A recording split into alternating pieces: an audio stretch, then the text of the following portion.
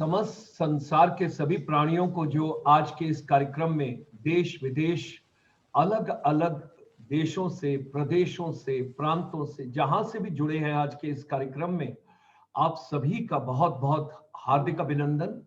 आप सब लोगों का बहुत बहुत स्वागत। और आज हमारे लिए एक बहुत ही पूजनीय दिवस है। आज मंगलवार है। आज दिसंबर का पहला दिन है, यानी कि 1 दिसंबर 2020। पूरा वर्ष सब लोगों के लिए बहुत मुश्किल में, बहुत तकलीफ में और बहुत चिंताओं में और बहुत ही लॉकडाउन में और कोरोना वायरस की इन सब डिफिकल्टी से गुजरा है। आज क्योंकि मंगलवार है तो हनुमान जी को भी ध्यान करते हुए, काज किए बड़देवन के तुम वीर महाप्रभु देखी विचारो, कौन सो संकट मोहे गरीब को जो तुम सो नहीं जाते टारो, बेगी हरो हनुमान महाप्रभु जो कोई संकट होए हमारो। आज हमारे लिए बहुत ही पूजनीय दिवस है। हमारे साथ अमेरिका से हमारे immediate past president professor Satyendra Dhiman साहब इस प्रोग्राम को लॉस एंजलिस वुडबरी यूनिवर्सिटी से अपने घर से रात्रि के जब 12:30 बजे इस प्रोग्राम को देख रहे हैं। साथ ही में बहुत सारे लोग कनाडा से, अमेरिका से, लैटिन अमेरिका से, जर्मनी से, इटली से जिनका मुझे फोन आया वो भी साथ में जुड़े हैं। तो मैं सबसे पहले प्रोफेसर सत्येंद्र धीमान साहब का तहे दिल से शुक्रिया अदा करता हूं और बहुत ही आभारी हूं, क्योंकि जिन्हें पूजनीय माता जी कहते हैं और जो बिलासपुर में भारत में फाउंडर हैं पनिनी रिसर्च इंस्टीट्यूट के, छत्तीसगढ़। अब people those are joining us from world over, some of us can understand Hindi, some of us can't understand Hindi, but my request to you is that I'm displaying over here in English language ताकि आप सभी लोग इसको समझ पाएं, देख पाएं. So try and understand whatever we have listed over here. It's a great day. It's a wonderful day. It's a historic day. It's a very pious day. It's a wonderful, beautiful, pious journey today कि आज हमारे साथ पूजनीय महोपाध्याचार्य doctor Pushpa Dixit जी, जो इस समय बिलासपुर में, छत्तीसगढ़ में, जो एक राज्य है भारत में, वहां से हमारे साथ जुड़ रही हैं। और इनका पूरा जीवन जो है वो समर्पित है। मतलब जब मैंने इनके वीडियोस देखे, इनके प्रोग्राम देखे, and I wish to share with all of you world over, कि जितना मैं देखता गया और जब मैंने इनके साथ फोन पर भी बातचीत की, when I talk to her on telephone, on mobile phone, and the kind of a input she gave it to me, ladies and gentlemen, it's an inspiration for entire education ecosystem of India. उस वैदिक संस्कृति की जब हम बातचीत करते हैं, अपने वेदों के ज्ञान की बातचीत करते हैं, तो आज क्योंकि इन्हें सब प्यार से माता जी कहते हैं, तो इसीलिए मैंने भी इनसे अनुमति ली है कि मैं इन्हें माता जी कह सकूं। तो आज हम relevance of ancient education system in modern India में बातचीत करेंगे और आज हम इसको लेकर चलेंगे कि शिक्षा को प्रासंगिक कैसे बनाया जाए, how education should be made relevant.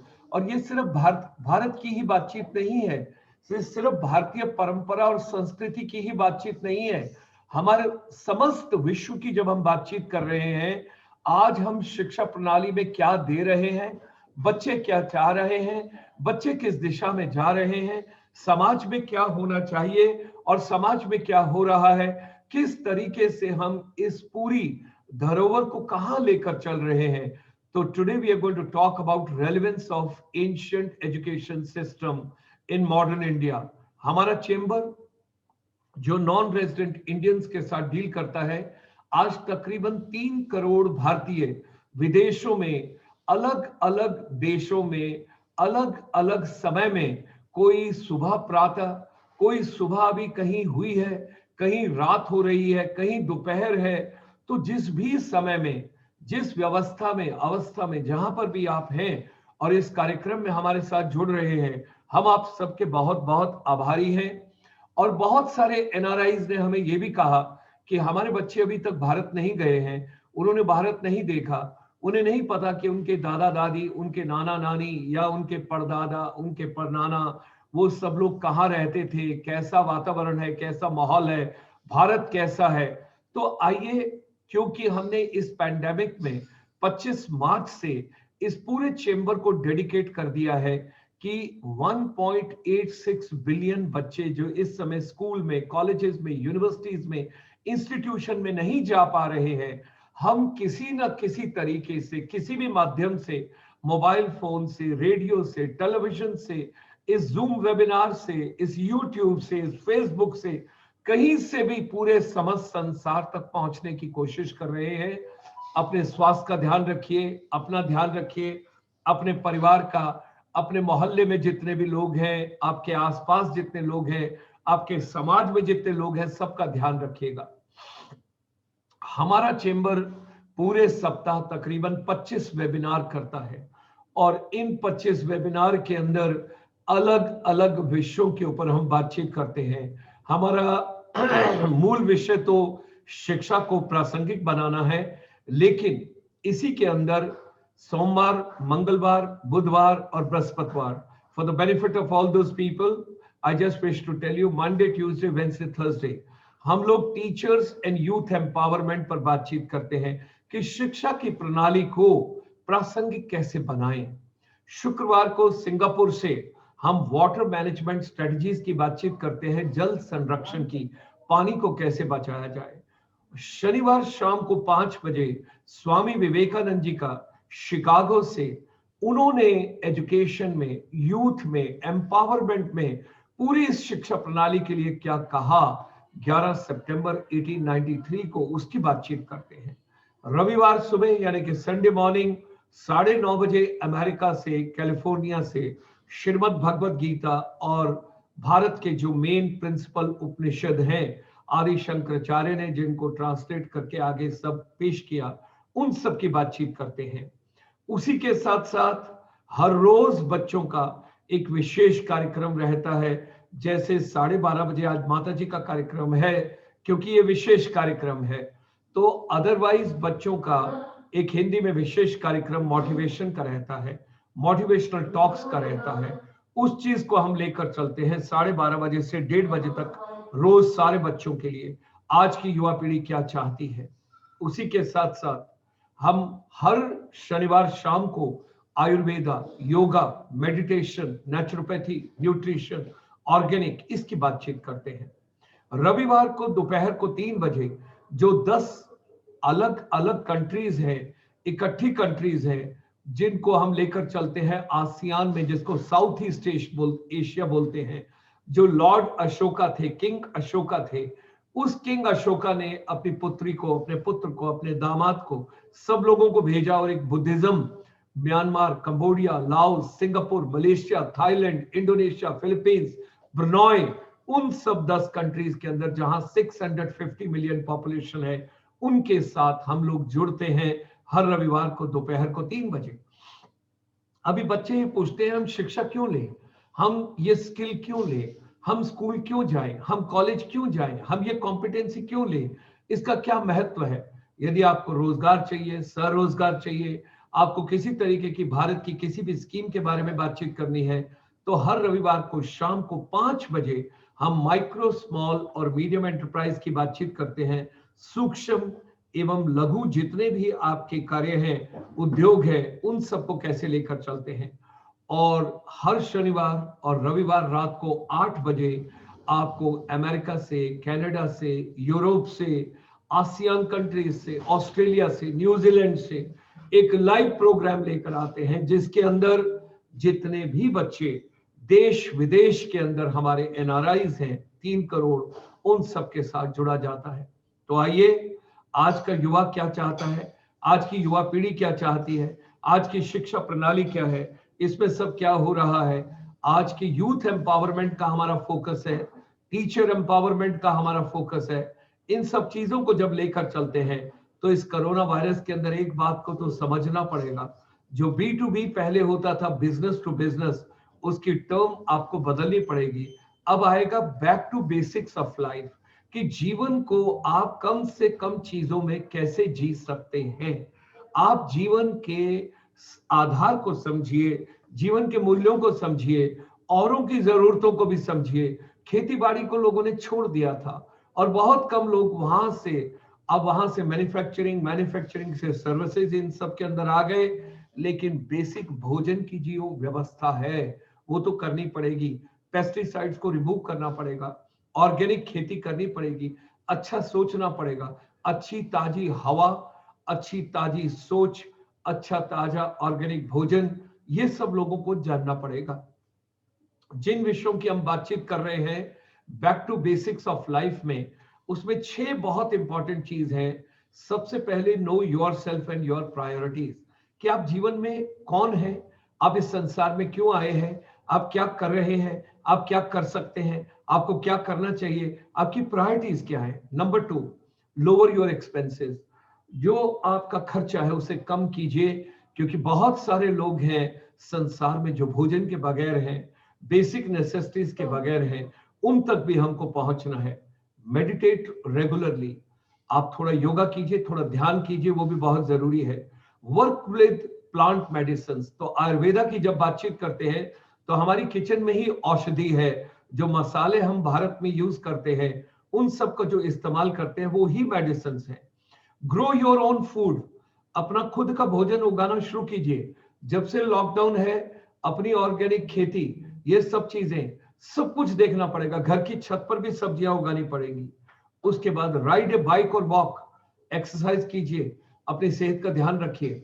आपका दिमाग और आपका शरीर दोनों में संतुलन आना चाहिए। और सबसे बाद में है DIY, डूइंग इट योरसेल्फ, कुछ कार्य खुद कीजिए, औरों पर आश्रित मत रहिए। ये जानना बहुत ज्यादा जरूरी है और समझना जरूरी है। हमारे चेंबर ने तकरीबन 152 कंट्रीज से 152 कंट्रीज, जिसका हम रिसर्च और सिंथेसिस लेकर चलते हैं, तो गोल्डन ट्रायंगल अब दिल्ली, आगरा, जयपुर नहीं होगा। गोल्डन ट्रायंगल के अंदर आपको समझना पड़ा होगा आपका बेसिक भोजन, आपका बेसिक स्वास्थ्य और आपकी बेसिक शिक्षा, और आपको जीवन में बेसिक चीजों पर वापस आना पड़ेगा। लेडीज एंड जेंटलमैन, क्योंकि आप विदेश से देख रहे हैं, आप सब लोग अलग अलग कंट्री से देख रहे हैं, इसलिए हमने माता जी से भी अनुमति ली कि हम अंग्रेजी में कैप्शन और ये सब चीजों को दिखा रहे हैं। Whatsoever human mind can conceive and believe it can achieve, जो भी इंसान का मस्तिष्क सोच सकता है और उस पर भरोसा कर सकता है, उसे वो जीवन में पा सकता है।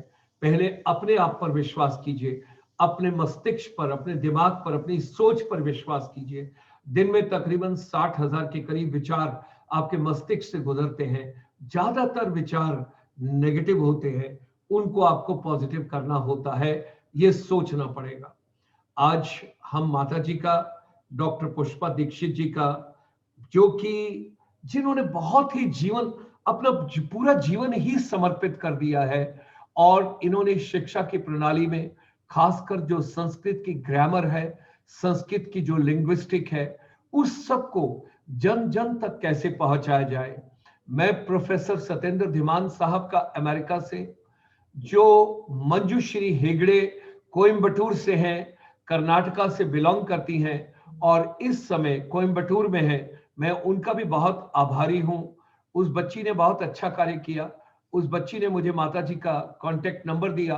प्रोफेसर सत्येंद्र धीमान जी का मैसेज अमेरिका से, लॉस एंजलिस से आया, कुछ भी हो माता जी से बात करो, माता जी को लेकर आओ, उनसे निवेदन करो, विनम्र निवेदन करो, उनसे कहो कि वो थोड़ा समय निकाल कर समाज के लिए हमें सब लोगों को एक प्रोत्साहित करें, उत्साहित करें, एक नई दिशा दें, एक नई दशा दें, और लोगों को समझ आए कि जीवन का मतलब क्या है। और इन्होंने संस्कृत के अंदर पिछले 40 साल के अपने इस पूरे जीवन काल में इतना कार्य किया है। इतने सारे बच्चों को निःशुल्क जो पढ़ा रही हैं और उन्हें इतना सारा कार्य करा रही हैं। मैं आज नतमस्तक होकर इन्हें बहुत ही आदर भाव से और बहुत ही विनम्र भाव से प्रणाम करते हुए आमंत्रित करता हूं और इनसे निवेदन करता हूं कि ये अपने विचार पूरे समक्ष संसार के साथ, माता जी आपका वीडियो आ जाए तो बड़ी मेहरबानी होगी। आपका वीडियो हमें चाहिए होगा। आपको बहुत बहुत प्रणाम है, आपका बहुत बहुत स्वागत है, बहुत बहुत नमस्कार है। आज पूरा विश्व आपको YouTube के ऊपर लाइव देख रहा है और सभी लोग आपसे प्रेरित होकर आपसे कुछ मार्गदर्शन आगे का चाहते हैं। अगर हमने भारतीय संस्कृति को और अपनी शिक्षा प्रणाली को किसी तरीके से उस एंशिएंट वैल्यूज में लेके जाना है, तो आज के बच्चों को, आज की शिक्षा प्रणाली में जितने शिक्षक जुड़े हैं, जितने लोग जुड़े हैं, उन्हें आप अपने विचारों से संबोधित कीजिए और बताइए कि समाज को हम वापस से सब कुछ एक सही व्यवस्था कैसे करें, क्या करें और कैसे करें। इन्हीं शब्दों के साथ डॉक्टर पुष्पा दीक्षित जी। प्रविश्य मम वाचमिमां प्रसुप्तां संजीवयत्य शक्तिधरस्वधाम्ना अन्याश्च हस्तचरणश्रवणत्वगादीन् प्राणान् नमो भगवते पुरुषाय तुभ्यम्।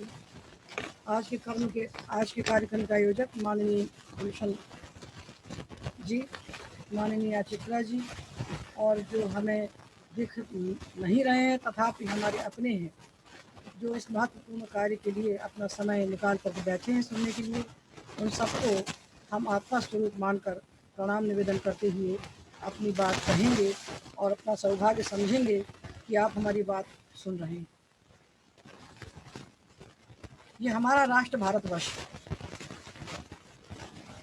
इसका चिंतन हमें करना चाहिए। हम जहाँ भी बैठें, हमें वो आज जो व्यवस्था चल रही है देश में, इसमें पैदा होने वाला बालक भले भारत में पैदा हुआ, भारतीय शरीर लेकर पैदा हुआ, उसको ये बात पता नहीं है कि कौन सा कारण है जिससे भारत दुनिया में सबसे श्रेष्ठ है, कौन सा कारण है जिसके कारण ये भारत विश्वगुरु पद पर प्रतिष्ठित था। हम विदेशी यात्रियों के विवरण पढ़ते हैं, हम जानते हैं भगवान मनु ने कहा है कि एतद् देश प्रसूतस्य सकाशात् अग्रजन्मनः स्वंसम चरित्रम शिक्षेरन् पृथिव्यां सर्वमानवाः। इस देश में उत्पन्न होने वाले अग्रजन्मा के पास जाकर पृथ्वी के सारे लोगों को चरित्र की शिक्षा लेना चाहिए। पूरी दुनिया के लोग इस देश पर में पढ़ने के लिए आते थे, तो क्या पढ़ने के लिए आते थे और ये कैसे शिक्षा का इतना बड़ा केंद्र था और क्या कारण है कि भारत विश्व में सबसे बड़ा है, आज बच्चा नहीं समझता है। शिक्षा ऐसा किया गया है। ये हमें ऐसा याद है कि राधा कृष्णन जी ने कहा है, कहीं मनीषी राधा कृष्णन जी ने, कि भारत के सहित सारे संसार के दुखों का कारण यही है कि आज शिक्षा का संबंध नैतिकता से और आध्यात्मिक मूल्यों की प्राप्ति से न होकर केवल मस्तिष्क के विकास से रह गया। जिस शिक्षा में हृदय की, मन की और आत्मा की अवहेलना होती है, वो पूर्ण शिक्षा नहीं है। आज की शिक्षा में न नीति है और न अध्यात्म है। उसका फल हम देख रहे हैं कि आज पूरा समाज कामाचार में लीन होकर, मानसिक तनावों से ग्रस्त होकर, लक्ष्य विहीन होकर, केवल आत्म केंद्रित होकर स्वार्थ में अपना जीवन जी रहा है और उसके पास जीवन का कोई लक्ष्य नहीं बचा। ये भारत की धरती है जहाँ ऋषियों ने चिंतन करके एक ऐसी जीवन पद्धति दी है जिस जीवन पद्धति की आवश्यकता पूरे विश्व के है। वेद के द्वारा कहा हुआ चिंतन सार्वभौम है। ये हिंदू जाति के लिए नहीं है। ये समझना कि वेद हिंदुओं के लिए है, ये इतनी बड़ी भूल है और अपनी खुद की इतनी बड़ी हानि है कि इनको हिंदुओं का समझ कह करके आप इसमें कहे हुए तत्व से वंचित रह जाते हो कि हिंदू। तो पृथ्वी, जल, तेज, वायु, आकाश, सूर्य, चंद्रमा तो पूरी दुनिया में एक ही है, ये अलग अलग थोड़े हैं। और क्या विशेषता है कि भारत की धरती में, कि भारत की मिट्टी की विशेषता है, कि भारत के चिंतन की विशेषता है, कि भारत की संस्कृति की विशेषता है, कि भारत के विचार की विशेषता है। यह हमें जानना चाहिए कि जिस देश में वेद जैसे ग्रंथ लिखे गए, जिस देश में वेदों की रचना हुई, जिस देश में ऋषियों ने वेद के तत्व का दर्शन किया, उतना बड़ा चिंतन विश्व में कहीं नहीं। वेद कहते हैं कि मित्रस्य मा चक्षुषा सर्वाणि भूतानि समीक्षन्ताम्, मित्रस्याहं चक्षुषा सर्वाणि भूतानि समीक्षे। मैं मित्र की दृष्टि से पूरे विश्व को देखूं, मित्र दृष्टि से पूरे विश्व को देखूं और पूरा विश्व मुझे मित्र दृष्टि से देखे। ये पूरा विश्व एक नीर है, एक घोंसला, जैसे घोंसले में पक्षी रहता है अपने परिवार के सहित, उसी प्रकार पूरा विश्व एक घोंसला है। हम सारे विश्व के सारे मानव एक कुटुंब है। वसुधैव कुटुंबकम वहीं से निकाला है। पूरा विश्व एक कुटुंब है और पूरे विश्व की चेतना एक है। शरीर अलग अलग है, चेतना एक है, विश्व चेतना एक है और उसी एक विश्व चेतना का विस्तार उसी एक परम चेतना का विस्तार समग्र विश्व है। इतना बड़ा चिंतन किसी ने संसार में न किया और आगे भी लाखों साल के बाद यदि कोई चिंतन करेगा तो इसके आगे नहीं जा सकता, इसको अतिक्रांत नहीं कर सकता। इस विश्व चेतना को दिखाने वाली और उसका अनुभव कराने वाले ग्रंथ ये हमारे हैं, हम भारतीयों के हैं, भारत की धरती की विरासत हैं, हमारी बपौती हैं, हमारे पूर्वजों के द्वारा लिखे हुए हैं और इनकी रक्षा करने के लिए हम भारत में पैदा हुए हैं। जहाँ उपनिषदों ने कहा कि आत्मा वेदम सर्वम, ये सारा विश्व आत्मा ही है, एक ही आत्मा है, अलग अलग आत्मा नहीं। और परमात्मा आत्मा की भी एकात्मता दिखाने वाले ग्रंथ इस देश में पैदा हुए हैं, इस देश में ऋषियों के द्वारा देखे गए। और जब तक हम आपके साथ एकात्मता नहीं करेंगे, जब तक माँ बच्चे के लिए सब कुछ छोड़ देती है, शिशु को जन्म देती है और उसके लिए कितना ही परित्याग कर सकती है, क्योंकि उसके साथ उसकी एकात्मता का अनुभव है उसको। वो अनुभव जब तक पूरे विश्व के साथ हम ना कर लें, तब तक हमारा मनुष्य बनकर पैदा होना व्यर्थ है, तब तक हमारे जीवन की सार्थकता ही नहीं है। यस्तु सर्वाणि भूतानि आत्मन्येवानुपश्यति सर्वभूतेषु आत्मानं ततो न विजुगुप्सते। जो सारे भूतों में अपने आप को देखता है, सर्वभूतेषु चात्मानं सर्वभूतानि चात्मनि, सारे भूतों में एक तत्व को जो देखता है, सर्वभूतेषु येनैकं भावमव्यवीक्षते अविभक्तं विभक्तेषु तज्ज्ञानं विद्धि सात्विकम्। गीता में कहा कि वही ज्ञान सात्विक ज्ञान है जिसमें आप सर्वभूतों में एक तत्व को देखते हैं, सबके भीतर रहने वाला वह एक तत्व जिसको हम परमात्मा संज्ञा देते हैं, किंतु वह हम ही हैं, हमसे भिन्न नहीं है परमात्मा। उस तत्व का दर्शन कराने वाली विद्या इस देश में पैदा हुई है। वो विद्या हमारी बपौती है, वो विद्या हमारी विरासत है और इससे बड़ा चिंतन विश्व में कहीं नहीं है। जिस देश में वेद का दर्शन किया ऋषियों ने, जिस देश में उपनिषदों के द्वारा आत्म तत्व प्रकट किया गया, जिस देश में वाल्मीकि रामायण विश्व का आदि काव्य लिखा गया, जिस देश में विश्वकोश संसार की पूरी संस्कृति का, समग्र संस्कृति का दर्शन कराने वाला विश्वकोश महाभारत लिखा गया, जिस देश में रघु पुरु जैसे राजा हुए, जिस देश में राम कृष्ण जैसे अवतार हुए, जिस देश में सीता सावित्री अनुसुईया मदालसा जैसी नारियां हुई, जिस देश में कालिदास बाण भास जैसे महाकवि हुए, जिस देश में कणाद गौतम जैमिनी जैसे तत्ववेत्ता हुए, जिस देश में 14 शास्त्रों की एक बड़ी भारी परंपरा है, जिस देश का इतना बड़ा विपुल संस्कृत साहित्य है जिसको विदेशियों के द्वारा जलाने के बाद, उनके द्वारा नष्ट किए जाने के बाद जितना विदेशियों ने नष्ट किया, उससे अधिक हम लोगों ने अपनी उपेक्षा से, हम स्वदेशियों ने जिनकी विरासत इनने नष्ट किया। इतना नष्ट होने के बाद भी जो साहित्य हमारा बचा हुआ है, इसको पढ़ने के लिए 1 लाख साल की आयु भी कम है। इतना बड़ा हमारा जो संस्कृत वाङ्मय है, और ये केवल बड़ा नहीं है, केवल विशाल नहीं है, ये विश्व में सर्वश्रेष्ठ है। हमारे संस्कृत साहित्य से बड़ा संसार में कोई साहित्य नहीं है। इतना बड़ा चिंतन विश्व में कहीं भी नहीं है। हमारा साहित्य शास्त्र, हमारा काव्य शास्त्र, हमारा नाट्य शास्त्र, हमारे संस्कृत के ग्रंथ, हमारे 6 दर्शनों की परंपरा, इससे बड़ा कुछ भी नहीं है। इतना सारा का सारा जिस राष्ट्र की संपत्ति है, जिस देश में पाणिनि जैसे अष्टाध्यायी व्याकरण के रचयिता पैदा हुए, जिन्होंने सारी भाषा को, पाणिनि का व्याकरण, हम एक बात निवेदन करें, पाणिनि का व्याकरण संस्कृत का व्याकरण नहीं है। पाणिनि का व्याकरण विश्व की किसी भी भाषा को व्याकृत करने वाला, विश्व की किसी भी भाषा का व्याकरण करने वाला एक काल्पनिक प्रविधि है, एक मेथोडोलॉजी है, जिसके द्वारा विश्व की किसी भी भाषा को व्याकृत किया जा सकता है। इतना अद्वितीय ग्रंथ जिस देश में पैदा हुआ, एक नहीं यहाँ का चिंतन करने बैठेंगे तो हमारे लिए 1000 साल की उम्र कम हो जाएगी उनका व्याख्यान करने के लिए। ये सारी की सारी विरासत जिस देश की है, जिस धरती में पैदा हुई है, जिसको जानने के लिए दुनिया भर के लोग यहाँ पर आते थे, उस धरती का नाम भारत है। और आज हमें एक ऐसी शिक्षा दी गई है कि जिस शिक्षा में पढ़ने के बाद, बड़ी बड़ी नौकरियां पाने के बाद और बोरा बोरा तनख्वाह पाने के बाद, उनको ये नहीं पता, एक बहुत बड़े ऑफिसर के पास हम गए, किसी काम से गए, नहीं तो हम तो ऑफिसरों का मुंह भी नहीं देखते, तो हमने बताया कि हम पाणिनि पर काम कर रहे हैं। तो देखिए क्या पूछता है हमसे, पाणिनि क्या होता है। भारतवर्ष का क्लास 1 ऑफिसर हमसे पूछता है कि पाणिनि क्या होता है। हमारे पास चीन से एक विद्यार्थी पढ़ने के लिए चाइना से आया था, उसने हमारी धरती को दंडवत कर करके 3 बार प्रणाम किया। बोले हम उस धरती को प्रणाम कर रहे हैं जहाँ पानी नहीं पैदा हुए थे। हम माता जी उस धरती को प्रणाम कर रहे हैं जिस धरती में पानी नहीं पैदा हुए थे। वो चीन में रहने वाला आदमी पाणिनि को प्रणाम करने के लिए भारत की धरती में आता है, भारत में रहने वाला क्लास 1 ऑफिसर पाणिनि का नाम नहीं जानता है। ऐसी शिक्षा पद्धति हमको दी गई है और ये जानबूझ कर दी गई है। इससे जब तक हम नहीं उभरेंगे तब तक हमारा कोई विकास नहीं है। भोग तो भोग से भोग की ओर जाने के लिए हम नहीं पैदा हुए, भोग से भोग की ओर जाने के लिए हम नहीं पैदा हुए। अभी जो कहा था शर्मा जी ने कि हम क्यों आए हैं धरती पर, ये तो हमको मालूम होना चाहिए ना। वेद ने यही प्रश्न उठाया है। वेद ने प्रश्न उठाया है कि किम कारणम ब्रह्म कुतस्म जाता जीवाम केन क्वच संप्रतिष्ठा अधिष्ठिता केन सुखेतरेषु वर्ता महे ब्रह्मविदो व्यवस्थाम। कि हम कौन हैं, हम क्या करने के लिए यहाँ पर आए हैं, हम किस पर अधिष्ठित हैं, हमारा अधिष्ठान कौन है, उस अधिष्ठान की तलाश हमें करना, उस अधिष्ठान तक हमें पहुंचना है। तो लक्ष्य विहीन जीवन हम जी रहे हैं। देखिए दुनिया में बहुत से राष्ट्र परतंत्र थे, केवल हम अकेले अभागे नहीं थे।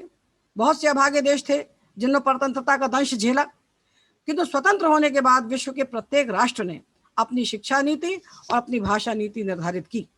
ये इतिहास साक्षी है इस बात का।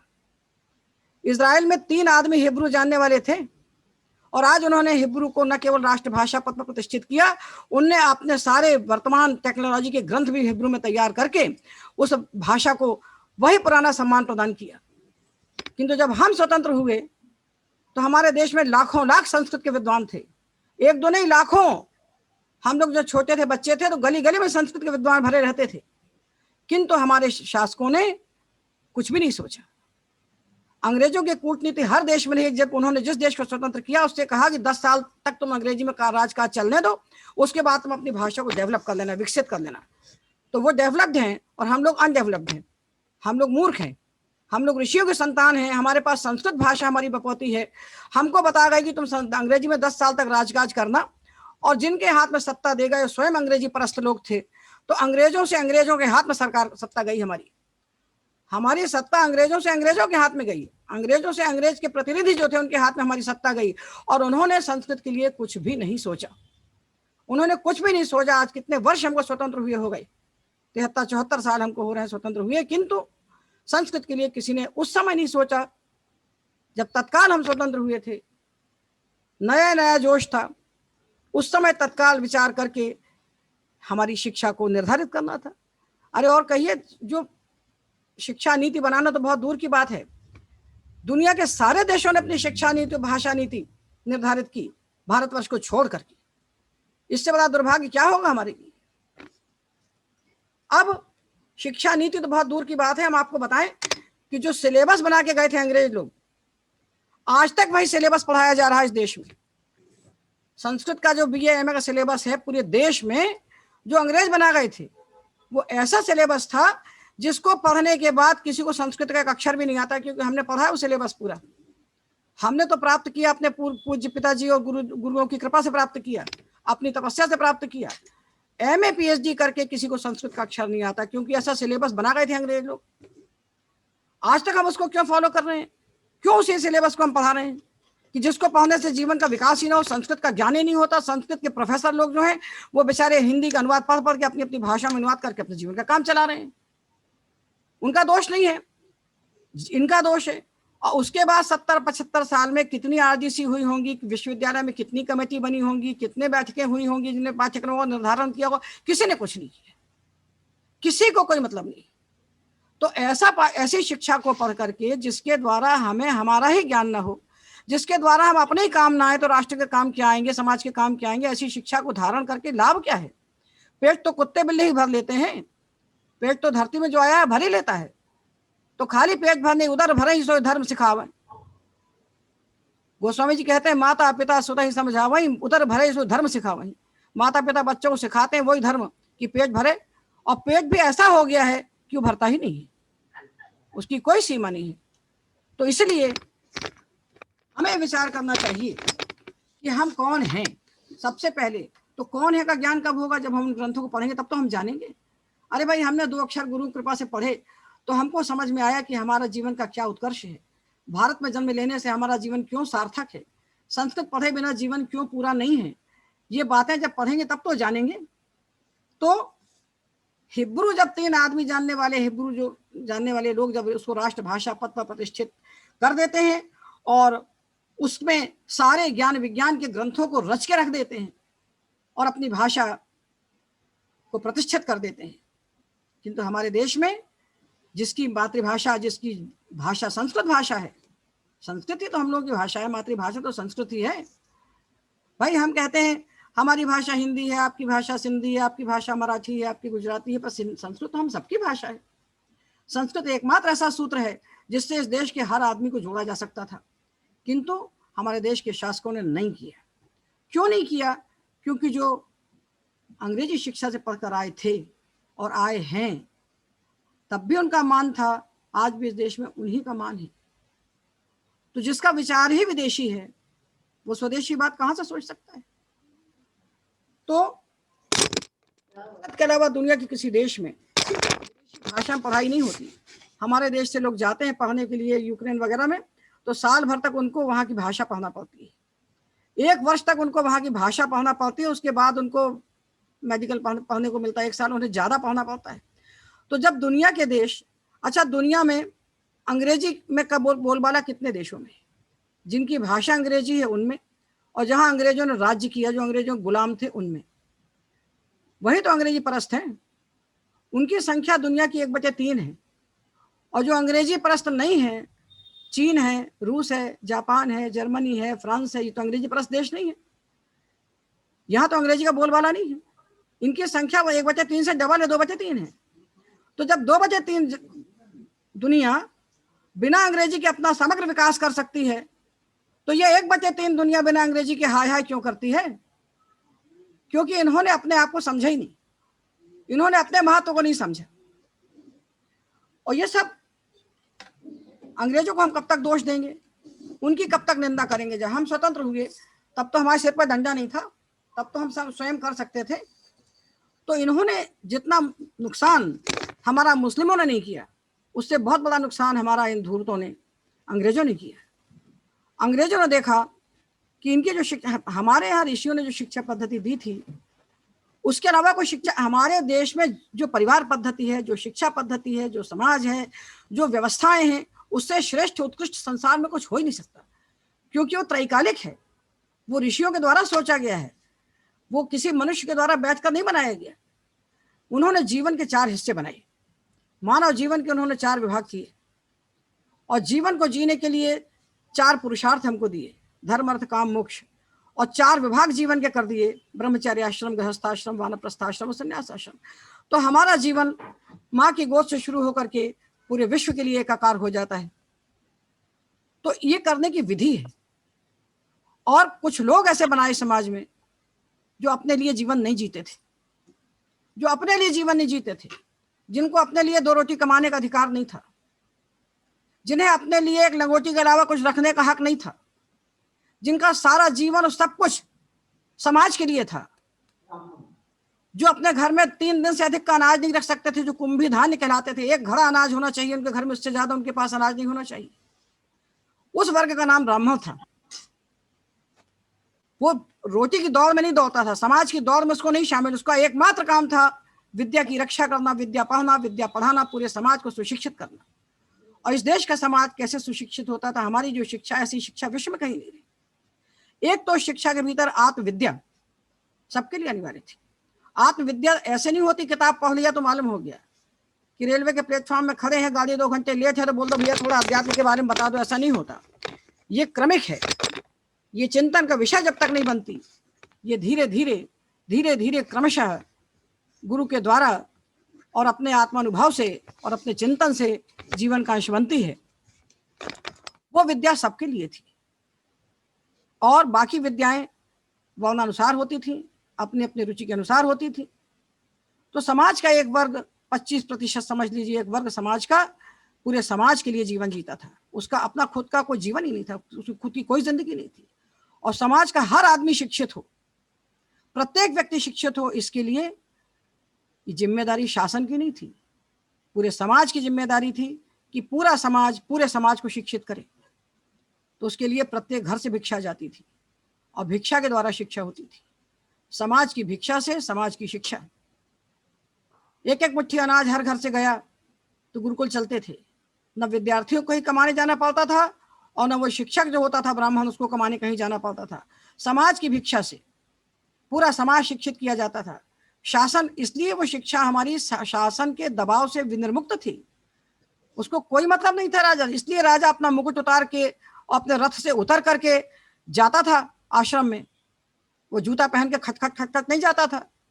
अब ये नौकर है, सारे टीचर सब नौकर हैं, शिक्षा कर्मी हैं, गुलाम है सब। इनका खुद का विचार ही नहीं है, और यदि है तो इसको प्रकट नहीं कर सकते। तो जो स्वयं दास हैं वो किसी को क्या देंगे? तो समाज की दासता से मुक्त, समाज के धन से मुक्त, समाज के अन्न से मुक्त, समाज की सारी परतंत्रता से मुक्त अरण्यों में हमारी शिक्षा होती थी। और एक एक गुरुकुल में 10-10 हजार विद्यार्थी पढ़ते थे और किसी के सिर पर किसी का दबाव नहीं था। तो जब तक मन का विकास नहीं होगा, जब तक बुद्धि का विकास नहीं होगा, जब तक हृदय का, आज की शिक्षा तो बाहर से ठूंसी जाती है भीतर। आज तो पूरी शिक्षा बाहर से भीतर ठूंसी जाती है। भीतर शिक्षा का, विवेकानंद ने कहा है कि शिक्षा का अर्थ है आपके भीतर जो चेतना के द्वार है उसको खोल दिया जाए। उन दरवाजों को जिससे खोल दिया जाए उसी का नाम विद्या है। तो उनमें तो कोई द्वार खुलता ही नहीं है। 17 साल के आज भारतवर्ष में 17 साल और 70 साल के व्यक्ति की एक ही लाइफ स्टाइल है। उन दोनों की जीवन की एक पद्धति है, उन दोनों के जीवन की एक, ये कोई शिक्षा है? भोग से भोग की ओर, अनंत भोग। भोग थोड़े अनंत होता है। अरे भोग अनंत हो नहीं सकता जब भोगने वाला शरीर अनंत नहीं है, भोग की सामग्री अनंत नहीं है, तो भोग अनंत हो नहीं सकता। तो कहां से कहां हम चले गए, कहां ऋषियों के कुल में पैदा होकर के और कहां वेदों के उत्तराधिकारी होकर हमने कितना पतन किया, हम कहां से कहां तक पहुंच गए, ये हमें सोचना चाहिए। और ये सारा क्यों हुआ? ये अंग्रेजों ने अपनी कूटनीति से किया।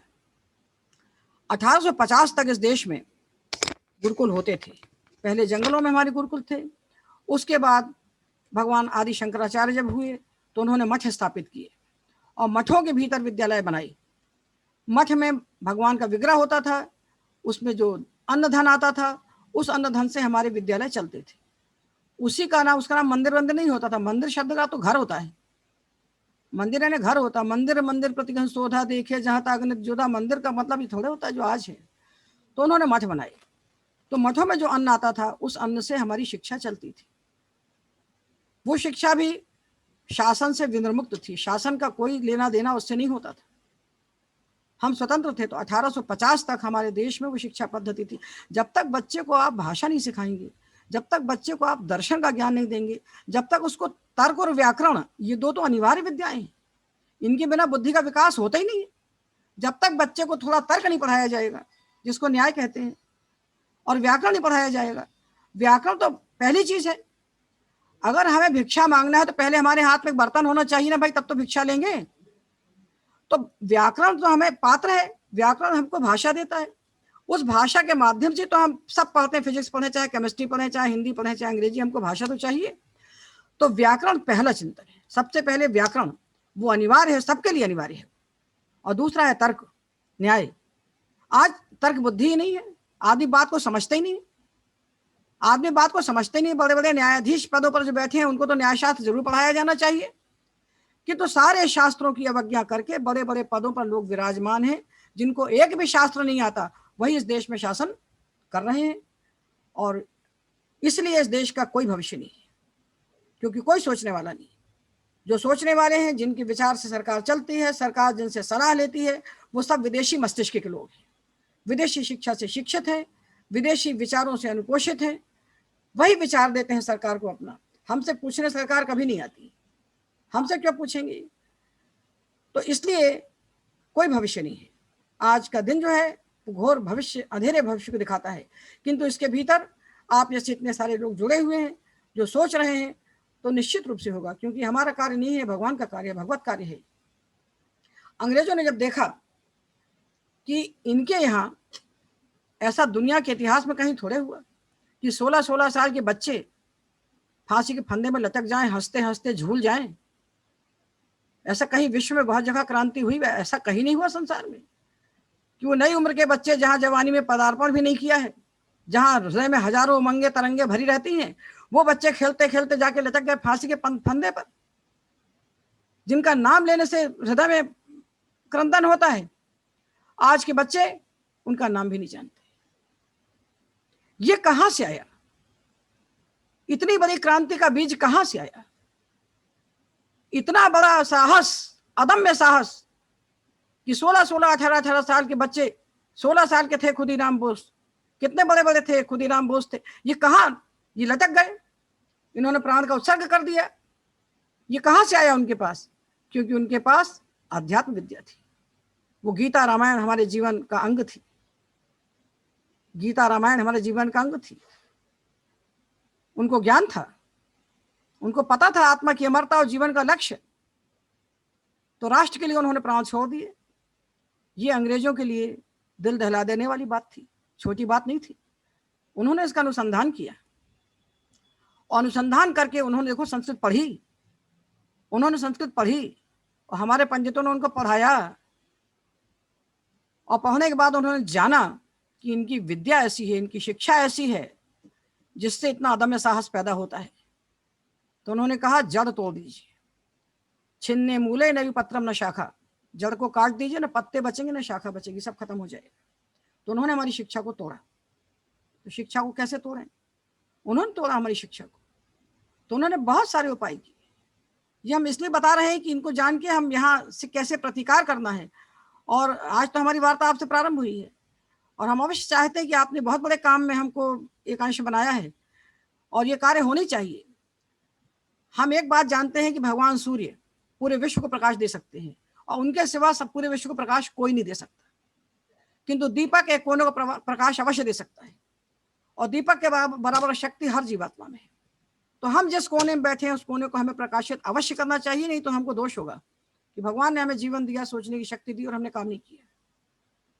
तो इतने लोग का समुदाय जब इकट्ठा होगा तो निश्चित रूप से संहति श्रेयसी पुंसाम, मनुष्यों का जो संघात है, जो समुदाय है, उसके द्वारा बहुत बड़ा काम हो सकता है। उसको श्रेयस्कर कहा है। तो अंग्रेजों ने देखा कि इनकी विद्या को तोड़ो तो ये नष्ट हो जाएंगे। तो मैकाले जिसमें प्रमुख थे, ऐसे ढेर सारे लोगों ने मिल करके हमारे देश की शिक्षा को तोड़ा। तो तोड़े कैसे? हम तुम्हारा दिया तो खा नहीं रहे हैं, तो कैसे तोड़ोगे? जब उनका दिया हम नहीं खा रहे हैं, उनकी तनख्वाह नहीं पा रहे हैं, उनका अन्न नहीं खा रहे हैं, तो कैसे तोड़ो? तो इन्होंने संविधान बनाया।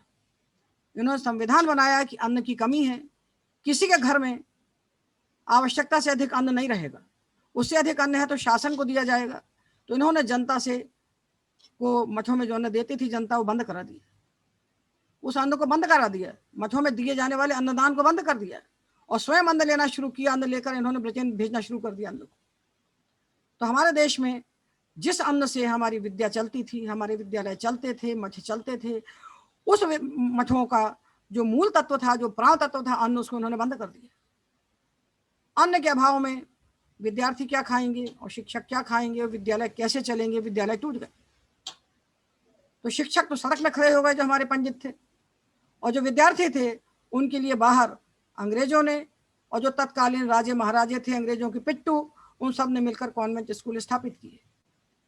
और सारे निकल के वहां से बाहर जब खड़े हो गए और तो अंग्रेज राजा, जो अंग्रेजों के अधीनस्थ राजा थे, उनके साथ मिलकर इन्होंने हमारी धरती पर अंग्रेजी विद्यालय हमारी छाती पर खोले।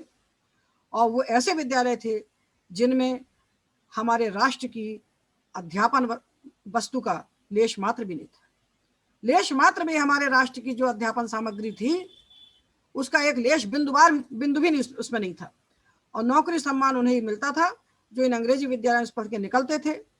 और शास्त्र संरक्षण के लिए अपने जीवन को होम कर देने वाले पंडितों के लिए अंग्रेजी शासन में स्वतंत्र होने के बाद भी कुछ नहीं था, उनके लिए कुछ नहीं था। ये वैदिक शिक्षा के अस्त होने की, अंग्रेजी शिक्षा की उदय होने की कथा है। तो उन्होंने अन्न के अभाव में हमारे सारे विद्यालय तोड़ दिए और जो नए विद्यालय बनाए उसमें हमारी मूल शिक्षा में से कुछ भी सामग्री नहीं रखी और नौकरी के द्वार उनके लिए खोल दिए। वो 12वीं करके जो निकलता था, 11वीं तक 12वीं नहीं होता था, 11वीं होता था, 11वीं करके जो निकलता था स्कूल से उसको तुरंत नौकरी मिलती थी। और जो बड़े बड़े पंडित सारे शास्त्र को जिह्वाग्र करके बैठे हुए थे उनके लिए कोई नौकरी, उनके लिए कोई काम नहीं था। तो इस प्रकार से इन्होंने हमारी शिक्षा का नाश तो कर दिया। अब प्रश्न ये है, उनकी विश्वव्यापिनी चाल रही है, उनकी चाल रही है और इस चाल से उन्होंने हमारी शिक्षा को नष्ट किया। किंतु हम स्वतंत्र हुए तो हमने क्या किया? हमने कुछ नहीं सोचा, उस समय नहीं सोचा, तो आज इतना समय होने के बाद अब तो बात बहुत पुरानी हो गई। दूसरा काम उन्होंने ये किया, बहुत धूर्ततापूर्वक उन्होंने 2-3 काम जो किए। एक तो हमारी शिक्षा को तोड़ा, दूसरा इस देश का उन्होंने मनगढ़ंत इतिहास रचा, नया इतिहास उन्होंने रचा। जिस आदमी ने भारत की धरती पर पैर नहीं रखा, कभी झांकने नहीं आया इस देश में, उस जॉन मिल ने 6 वॉल्यूम में इतिहास लिख दिया हिंदुस्तान का। और यहाँ बैठे अंग्रेजों ने कोई एशियाटिक सोसाइटी की रचना करके, ना कोई कार्बन टेस्ट, ना कोई इतिहास की सामग्री, ना कुछ, कम बंद कमरे के अंदर बैठ करके उन्होंने सारे हमारे ग्रंथों की तिथियां निर्धारित करके नया इतिहास उन्होंने रच डाला। और आर्य बाहर से आए, ये सिद्धांत उन्होंने हमारे मत्थे मढ़ दिया। आर्य क्यों बाहर से आए भाई? क्योंकि हम बाहर से आए, हमारे पहले मुस्लिम आक्रांता बाहर से आए थे, उसके पहले हमारे जो बाप दादे थे वो लोग बाहर से आए थे। हम हिंदुओं के बाप दादे भी बाहर से आक्रामक होकर आए थे, और आक्रांता लोगों ने आकर यहाँ इस धरती में वेद रचे। ये आर्यों के बाहर से आने की थ्योरी उन्होंने हमारे मत्थे मढ़ दी। और जब मढ़ दी, ये सिद्धांत कहीं से प्रतिपादित हमारे ग्रंथों से नहीं होता। आर्य शब्द हमारे देश में जाति का वाचक है ही नहीं। आर्य शब्द हमारे यहाँ, आर्य शब्द का अर्थ होता है श्रेष्ठ, जिसके पास सब लोग जाते हैं चरित्र को जानने के लिए। तो ये सिद्धांत उन्होंने दे दिया, तो तोड़ दिया हिंदुओं को 2 हिस्से में। आर्य द्रविड़ को 2 टुकड़े में हिंदू मत को तोड़ने का ये कुठाराघात, ये षड्यंत्र अंग्रेजों ने दिया इस देश को, और नकली इतिहास गढ़ा। और एक और उन्होंने बहुत बड़ा काम किया कि उन्होंने कहा है संस्कृत जो भाषा है ब्राह्मणों की भाषा है। पूरी दुनिया में आज की तारीख में कोई ऐसी भाषा है जिसको किसी देश के एक विशिष्ट समुदाय के लोग बोलते हो, बाकी लोग ना बोलते हो? कि एक भूभाग में, एक प्रदेश में रहने वाले लोग में से मुट्ठी भर लोग अलग भाषा बोलते हो, बाकी ना बोलते हो? ऐसा तो हो ही नहीं सकता, असंभव बात। जिसकी जो भाषा है, वो जिस क्षेत्र की जो भाषा, उस क्षेत्र के हर आदमी उस भाषा में बातचीत करते हैं। तो ये करके पहले आर्य और द्रविड़ 2 हिस्से में हमको बांटा, आर्यों के आक्रमण की थ्योरी दे करके।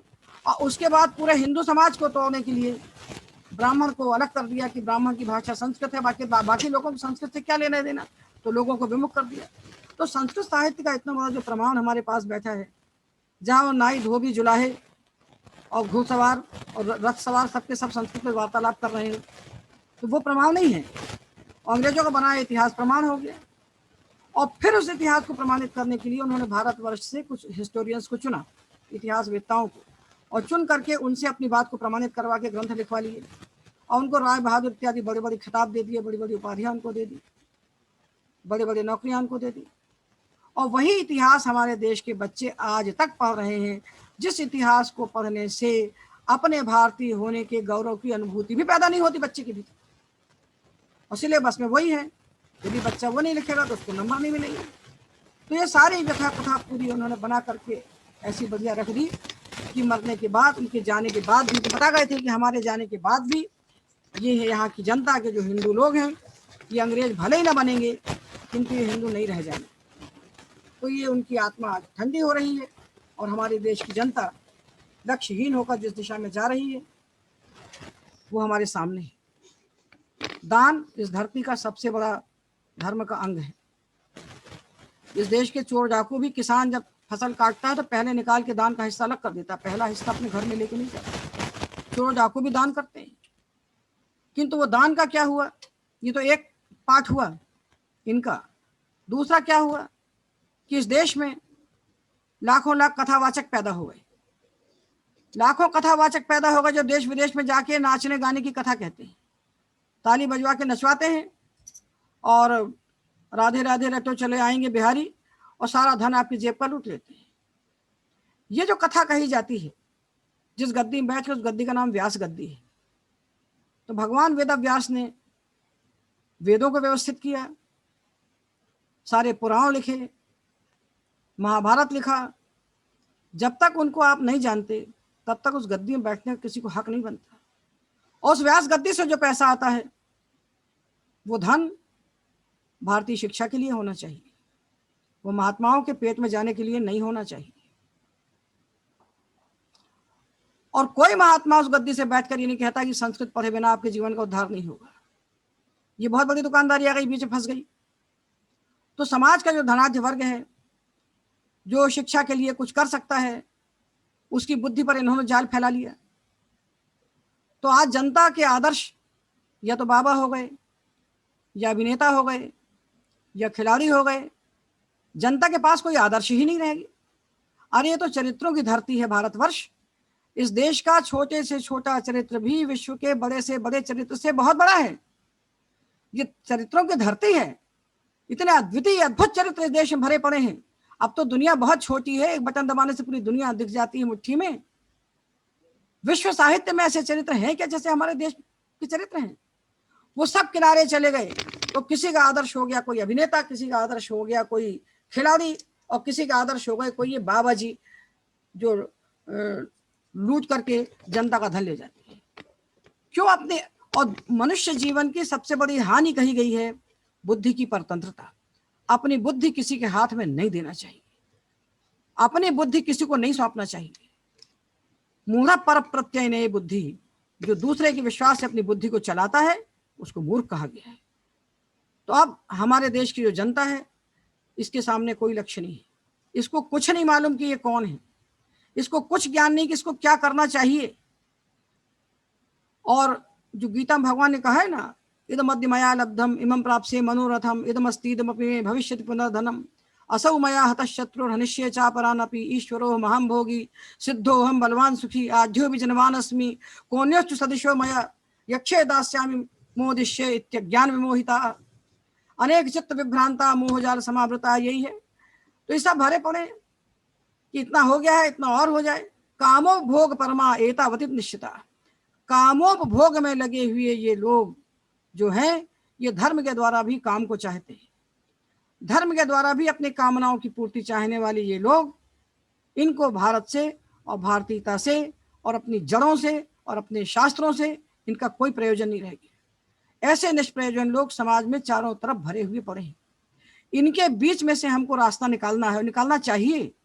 क्योंकि यदि हमने पढ़ा, आज पढ़ाई का एकमात्र लक्ष्य है कि धक्का मार के किसी भी उपाय से बहुत बड़ी डिग्री प्राप्त करो, डिग्री से बहुत बड़ी नौकरी प्राप्त करो, और नौकरी जो धन आए उस धन को A to Z पूरा खा जाओ, उसका कोई हिस्सा जिस समाज से प्राप्त किया समाज को वापस मत करो।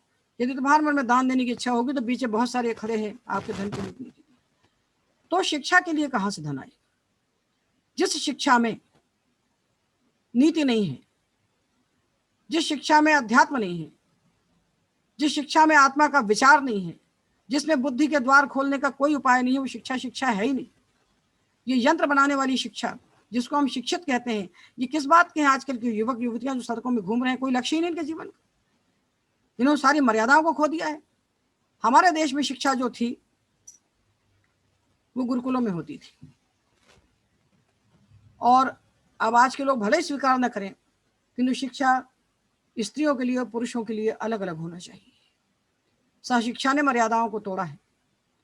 सहशिक्षा ने मर्यादाओं को, तो इस देश की नारी शिक्षित थी, इस देश की सारी नारियां शिक्षित थी। मदालसा शिक्षित थी जिसने अपने पुत्र को राजनीति का उपदेश दिया था। सती मदालसा की कथा आती है मार्कंडेय पुराण में। कितनी अद्भुत शिक्षित नारी थी जिसने अपने पुत्र को राजनीति का उपदेश दिया है। इतना अद्भुत उपदेश है कि राजनीतिक उपदेश को पढ़ना चाहिए। हम राजनीति का संचालन करते हैं और अपने देश के राजनीति विज्ञान से कुछ नहीं लेते। देखिए आज जो सिलेबस बने हुए हैं, राजनीति शास्त्र पढ़ा जाता है, उसे पॉलिटिकल थॉट्स पढ़े जाते हैं, पॉलिटिकल थिंकर्स पढ़े जाते हैं। तो पहला थिंकर से पढ़ाया जाता है प्लेटो, और दूसरा थिंकर पढ़ाया जाता है अरस्तु, और फिर बाद में उन्हें अंग्रेजों की लाइन लगने के बाद अंत में सबसे पीछे पढ़ा दिए जाते हैं महात्मा गांधी। तो ये आज तक इस देश में ऐसी किताबें क्यों नहीं बनाई गई जिसका पहला चिंतक कौटिल्य हो जाए? कौटिल्य से बड़ा तो कोई राजनीतिक विचारक नहीं हुआ दुनिया में। भारत की राजनीतिक धारा का प्रतिनिधि है कौटिल्य। महाभारत का इतना बड़ा राजनीतिक चिंतन है, सती मदालसा का इतना बड़ा राजनीतिक चिंतन है, इतना अद्भुत चिंतन है, रोमांच हो जाता है उसको पढ़ने से, आंसू निकल आते हैं आंखों से। पढ़ के देखिए मदालसा के वृत्तांत को। तो हमारे देश का इतना बड़ा राजनीतिक चिंतन, जहां भगवान राम जैसे राजा हुए, उस देश की पूरी राजनीतिक विचारधारा को छोड़ करके हम प्लेटो के उस फालतू दर्शन को प्रारंभ करते हैं जो परिवार की सत्ता भी मानने को तैयार नहीं है, जो परिवार को भी सत्ता नहीं मानने को तैयार है। ऐसा जो विक्षिप्त दर्शन है प्लेटो का, तो आज तक हम अपनी किताबों को रिवाइज नहीं कर पाए। जिस पुस्तक को खोलते हैं, चाहे अर्थशास्त्र पढ़िए, चाहे राजनीति शास्त्र पढ़िए, विदेशियों से हमारी यात्रा प्रारंभ होती है। आज तक हम ऐसी किताब नहीं बना पाए कि हमारे देश के स्वदेशी विज्ञान से हम रसायन शास्त्र पढ़ें तो पहले हम नागार्जुन को पढ़ लें, जब हम गणित पढ़ें तो पहले हम आर्यभट्ट को पढ़ लें, वराहमिहिर को पढ़ लें। तो हमारे देश के जो वैज्ञानिक हैं उनका नाम निशान जिन किताबों में नहीं है, ऐसी पूरी विदेशी चिंतन से बनी हुई किताबें पढ़ा रहे हैं और पढ़ रहे हैं। तो ये देश है जिसने शून्य दिया था विश्व को, ये देश है जिसने सारा ज्ञान विज्ञान पूरी दुनिया को प्रदान किया। उस विश्व की सारी विद्याओं का तिरस्कार करके ये नई विद्याएं आप जो पढ़ा रहे हैं और उस प्रकार से पढ़ा रहे हैं जिसमें भारतीयता का लेश मात्र भी नहीं है, ऐसे पढ़े हुए ये नागरिक भारतवर्ष के सारी युवा पीढ़ी जो पिछली पीढ़ी की ओर मुड़कर नहीं देखना चाहती है, जो किसी की बात को सुनना नहीं चाहती है, जिसके भीतर कोई निष्ठा नहीं है, जिसके भीतर कोई विनम्रता नहीं है, इनसे आप क्या अपेक्षा करेंगे? और ये हमने तैयार किए हैं इस नई शिक्षा के द्वारा, ये नई शिक्षा के द्वारा तैयार किए गए पूरे मॉडल हैं। इसके बीच में हमें काम करना है और हमें काम अवश्य करना है। भगवान कहते हैं नीति रश्मि जिगीषताम, गीता में भगवान कहते हैं कि मैं नीति हूं। नीति यानी भगवान का स्वरूप। रामो विग्रहवान धर्मः, भगवान राम साक्षात विग्रहवान धर्म है। तो धर्म क्या है? दुनिया के देशों में धर्म, नीति और दर्शन तीन अलग अलग हैं। रिलीजन, फिलॉसफी एंड एथिक्स, ये तीन अलग अलग चीजें हैं और हमारे भारत में तीनों एक हैं। दुनिया में रिलीजन, फिलॉसफी और एथिक्स तीन अलग शास्त्र हैं पूरी दुनिया में, पर हमारे देश में भगवान कहते हैं मैं नीति हूं। भगवान कृष्ण कहते हैं मैं नीति हूं। रामायण में कहा है रामो विग्रहवान धर्म, राम साक्षात धर्म है। और भागवत में कहा है कि जो ज्ञान है वही परमात्मा है। तो यहां धर्म, नीति एक है, अलग अलग नहीं है। धर्म, नीति और अध्यात्म एक है। जो धर्म है वही नीति है, वही अध्यात्म है। और इतना बड़ा नीति शास्त्र, कितने श्लोक हैं एक एक ग्रंथ में, लाखों लाख श्लोक भरे पड़े हैं। इतना बड़ा नीति शास्त्र विश्व में कहीं, कितने रिच, कितने धनाढ्य, कितने धनवान, कितने संपन्न हम लोग हैं। और इतने संपन्न साहित्य को लेकर के, इतने संपन्न विचारधारा को लेकर के हम लोग दरिद्र के समान बैठे हुए हैं। अरे नचिकेता 5 साल का बच्चा यमराज के सामने खड़ा हो गया जाकर के, और यमराज ने उसके सामने प्रलोभनों की लाइन लगा दी कि जहां से जहां तक की धरती तेरे को चाहिए तू ले ले नचिकेता, ये जितने स्वर्ग की अप्सराएं हैं तू ले ले नचिकेता, और जितनी तेरे को उम्र चाहिए जीने के लिए, लाखों साल की इच्छा मृत्यु तू हो जा नचिकेता, तेरे को जो जो चाहिए तू ले ले, किंतु तू मुझसे आत्मविद्या मत पूछ। और उस बच्चे ने उस सबको कहा कि तवई वाह तव नृत्य गीते, तुम्हारे हाथी घोड़े और तुम्हारे नाच गाने और तुम्हारी अप्सराएं तुमको मुबारक हो, हमको तो तुम आत्मविद्या बताओ। ये वो देश है जहां 5 साल का नचिकेता यमराज के सामने खड़ा हुआ है और इस विश्व संपदा में से कोई संपदा उसको लुभा नहीं रही है। आज तो हमारे देश का हर आदमी बिकाऊ है, किसी की कीमत थोड़ी है, किसी की बड़ी है, हर आदमी बिकने के लिए खड़ा हुआ है। तो उस देश में जहां ऐसे नचिकेता जैसे चरित्र हुए, जहां प्रहलाद ने भगवान को खंभे से प्रकट कर लिया उठा करके, और भगवान ने कहा कि क्या तुम मांगते हो हमसे, तो कहता हमको तुम बेवकूफ बनाते हो, हमको तुम प्रलोभन देते हो। अरे हमारे पिता के पास विश्व का साम्राज्य था, हमारे पिता के सामने देवता लोग हाथ जोड़ के खड़े होते थे, डरते हुए खड़े होते थे, और उसको तुमने चीर के फेंक दिया और हमको फिर तुम उसे संपत्ति का प्रलोभन दिखाते हो। तो 5 साल का प्रहलाद भगवान के प्रलोभन में नहीं आया, तो 5 साल का नचिकेता यमराज के प्रलोभन में नहीं आया। तो ऐसे देश में पैदा होने वाला हर आदमी अपने आप को आप दुकान में बेचने के लिए खड़ा हुआ है। तो ये क्यों है ऐसा? ये केवल इसलिए है कि हमने अपनी पुरानी शिक्षा को छोड़ दिया। हम अपनी पुरानी शिक्षा से, अपनी नीति से वंचित हो गए। उसके बिना हमारा कोई उद्धार नहीं कर सकता और उसके बिना विश्व का भी कोई उद्धार नहीं कर सकता, क्योंकि हमारे यहाँ तो ये ट्रेडिशन है, परंपरा, उनके पास तो कुछ है भी नहीं, उनके पास तो कुछ है भी नहीं। तो हम अपने आप की इस विद्या को संभालें और इसके प्रकाश से पूरे विश्व को आलोकित करें। इसलिए हमको भगवान ने इस धरती पर, भारत की धरती पर, ये सनातन धर्मी शरीर दिया है कि वेद हमारी निधि है और वेद हमारी संपत्ति है, और हम किसी प्रकार से अपनी सनातन निधि का पालन करें। अब बच्चा स्कूल जाता है तो माता पिता पूछते हैं तू क्या पढ़ेगा, तो वहीं से लक्ष्य बना देते हैं, उसकी खोपड़ी के अंदर फिक्स कर देते हैं तेरे को ये बनना है, और नहीं बनता तो बेचारा वो कुछ आगे जाके ग्लान हो जाता है। हमारे यहाँ जब वेद का अध्ययन होता है, बच्चे को वेदाध्ययन के लिए ले जाते हैं, तो गुरुकुल में हमारी सारी शिक्षा गुरुकुल में होती है। और अविलुप्त ब्रह्मचर्य गृहस्थाश्रम महाविषेद 25 वर्ष तक विद्याध्ययन जो ब्रह्मचर्य में स्थित होकर के होता था। ब्रह्मचर्य शिक्षा का मूल है। ब्रह्मचर्य को हमारे ये ब्रह्मचर्य नाम का शब्द भारत के अलावा संसार में नहीं है। ब्रह्मचर्य का कोई अंग्रेजी ट्रांसलेशन नहीं होता, किसी भाषा में ब्रह्मचर्य का ट्रांसलेशन नहीं है। ब्रह्मचर्य शब्द जो है भारत की संस्कृति का शब्द है, और उस ब्रह्मचर्य में प्रतिष्ठित होकर के ब्रह्मवेद को कहते हैं, ब्रह्मवेद को कहते हैं। उसको अध्ययन करने की योग्यता का नाम ब्रह्मचर्य है।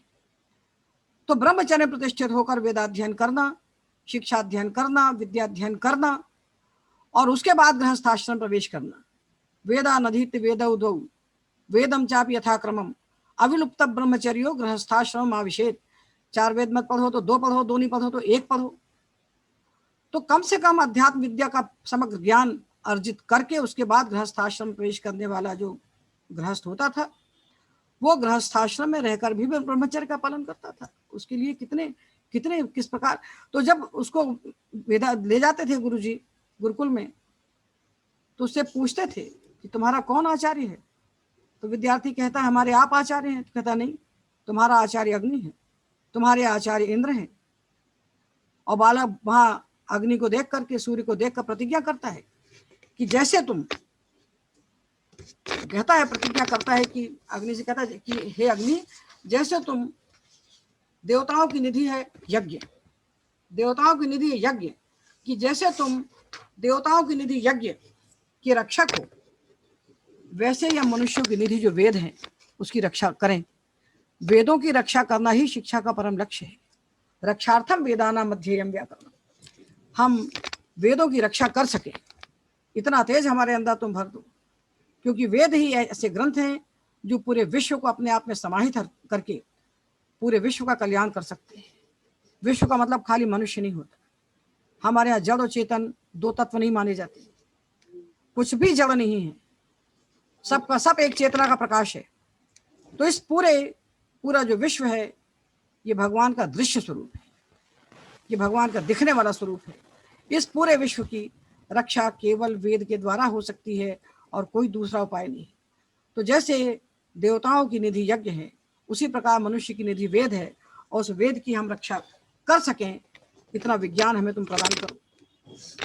ये शिक्षा इस देश में थी, और शिक्षा के द्वारा जैसे आदमी बनते थे, उन आदमियों का जो चरित्र था, उस चरित्र को विदेशियों ने जितने मुक्त कंठ से लिखा है, कि मैगजीन्स ने लिखा है कि हमें कोई ऐसा हिंदू नहीं मिला जिसको झूठ बोलने के लिए दंडित किया गया। इस देश में क्रय विक्रय के बीच में दलाली का व्यापार नहीं होता, और इस देश में धरोहर जब रखी जाती है तो उसके लिए किसी साक्षी की आवश्यकता नहीं होती, ना हस्ताक्षर की आवश्यकता होती है। इनका सारा घर विश्वास से चलता है, उनके घरों में ताले नहीं लगते। यह हमारे देश का चरित्र विदेशियों ने लिखा है।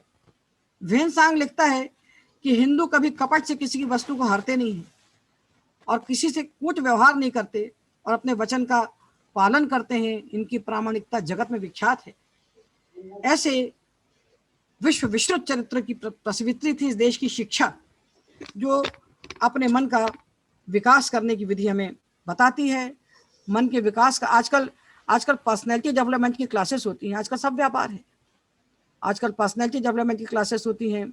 आजकल ये बहुत सारे लोग चले हैं जो मोटिवेटर्स, जिनको खुद किसी धर्म का ज्ञान नहीं है, वो मोटिवेट करते हैं पूरे देश के खोपड़ी को, और लोग मोटिवेट हो भी जाते हैं उनसे। विकास का अर्थ क्या है? विकास का अर्थ है हमारे मन का इतना विस्तार कि हमारे भीतर की भेद दृष्टि नष्ट हो जाए। हमको अपने और पराये का भेद जब तक मन से में बैठा हुआ है, तब तक हमारा विकास नहीं हुआ है। तो मन के भीतर से भेद बुद्धि विनष्ट हो जाए, और आत्मा वेदम सर्वम ये हमारे मन के भीतर प्रकट हो जाए। और जब तक ना हो तब तक हमारा कोई विकास नहीं है, और ये विकास वेदाध्ययन के बिना असंभव है। हमारे देश की जो दर्शन की परंपरा है वो हमारी शिक्षा में अवश्य आना चाहिए। हमको एक ऐसी शिक्षा का निर्माण करना चाहिए। देखिए अब तो बहुत कठिन है, बहुत कठिन है, छोटा काम नहीं है, क्योंकि अब वो वर्ग समाप्त हो गया जो बिना धन के, एक धन की स्पृहा किए बिना, एक धेले का लालच किए बिना समाज को निःशुल्क शिक्षा देता था, उसको तो समाप्त कर दिया समाज ने। तो वो भी अपनी रोजी रोटी की तलाश में समाज के बराबर खड़ा हो गया, एक पार उसके पास भी कुछ नहीं बचा। अब शासन चाहता है कि सरकारी स्कूलों में काम नहीं होता तो प्राइवेट कर दिया जाए शिक्षा को, और शिक्षा के प्राइवेटाइजेशन का मतलब है व्यापार, लूट खसोट मचाना। शिक्षा तो प्रत्येक व्यक्ति का अधिकार है, शिक्षा तो सबको मिलना चाहिए ना भाई। अरे हमारे भाई लोग मेडिकल कॉलेज में पढ़ के निकले, 16 रुपए फीस लगती थी मेडिकल कॉलेज की, और सब डॉक्टर हो गए, एमडी हो गए। आज किसी की ताकत नहीं अपने बच्चे को पढ़ाने की। तो योग्यता के अनुसार शिक्षा सबको मिलना चाहिए। शिक्षा जन्मसिद्ध अधिकार है हमारा, शिक्षा हमारा जन्मसिद्ध अधिकार है, किंतु सबके लिए समान शिक्षा नहीं, जिसकी जैसी योग्यता उसके लिए वैसी शिक्षा। तो अब क्या हो रहा है कि अयोग्य के लिए शिक्षा और योग्य के लिए का तिरस्कार। तो जिस देश में योग्यता का तिरस्कार होता है और अयोग्यता का अनादर होता है, उस देश का टैलेंट खत्म हो जाता है, उस देश की मेधा नष्ट हो जाएगी, कहाँ रहेगी मेधा। तो इसलिए शिक्षा सशुल्क नहीं होना चाहिए, ताकि हर आदमी शिक्षा को प्राप्त कर सके, और शिक्षा पात्र को दी जाना चाहिए, जो जिसके लायक है उसको वही शिक्षा देना चाहिए। समाज का कोई भी काम छोटा नहीं है, समाज का कोई काम छोटा नहीं है, हर काम महत्वपूर्ण है। तो जिसकी जैसी योग्यता उसको उसके प्रकार की शिक्षा की व्यवस्था होना चाहिए, और शिक्षा निःशुल्क होना चाहिए, और शिक्षा के भीतर भारतीय विद्याएं अवश्य होना चाहिए। आज जो शिक्षा पद्धति आई है, एक तो विदेशी भाषाएं पढ़ाते हैं, तो बच्चा बेचारा रटता रहता है। बड़े बड़े स्कूल हैं, 2-2, 3-3 लाख रुपए साल की फीस लेते हैं, गार्जियन की कमर टूट जाती है, खाने के लिए अन्न ना हो, बच्चे को फीस दो। उसके बाद जब तुम इतनी फीस लेकर पढ़ाते हो तो बच्चे को ट्यूशन क्यों लगवाते हो? तो बच्चा स्कूल जाता है छोटा सा 10 किलो का बस्ता लेकर के, फिर वो कोचिंग में जाता है, फिर वो होमवर्क करता है। तो उसका जो आदमी बनने का समय है 25 साल का, वो सारा का सारा तो बोझा ढोने में खत्म हो गया, चिंतन का एक द्वार भी नहीं खुल पाया, और विद्या का समय पूरा हो गया। अब वो खड़ा हो गया बैल बन के समाज के, अपने परिवार और समाज के भार को ढोने के लिए। तो ऐसे स्कूलों का सर्वथा तिरस्कार होना चाहिए। कम से कम 8वीं तक की शिक्षा बच्चे की मातृभाषा में होना चाहिए। अंग्रेजी को भाषा के रूप में पढ़ाया जाना चाहिए, अंग्रेजी को माध्यम के रूप में नहीं रखना चाहिए। उससे बच्चे का बौद्धिक विकास रुकता है। पहली क्लास का बच्चा पैदा हुआ, वो सोचने की शक्ति, उसकी बुद्धि पूरी विकसित नहीं है, उसके भीतर पूरे पूरे अंग्रेजी के वाक्य ठूंस कर रटाने में उसकी सारी क्षमता नष्ट कर। बच्चे के भीतर अपार शक्तियां होती हैं, अपार शक्तियां होती। नचिकेता 5 साल का था जो खड़ा था यमराज के सामने। उन अपार शक्तियां, हर मनुष्य के भीतर परमात्मा बनने की शक्ति है। हर मनुष्य अपने आप को विकसित करके परमात्मा साक्षात्कार नहीं, परमात्मा के बराबर हो सकता है, किंतु वहां तक वो जा ही नहीं पाता। ये खूचट शिक्षा जो बीच में घुस जाती है, इसके कुचक्र में फंसा हुआ बच्चा अपने भीतर झांक ही नहीं पाता। भीतर झांकने का समय जिंदगी में नहीं मिलता, और जिंदगी पूरी हो जाती है।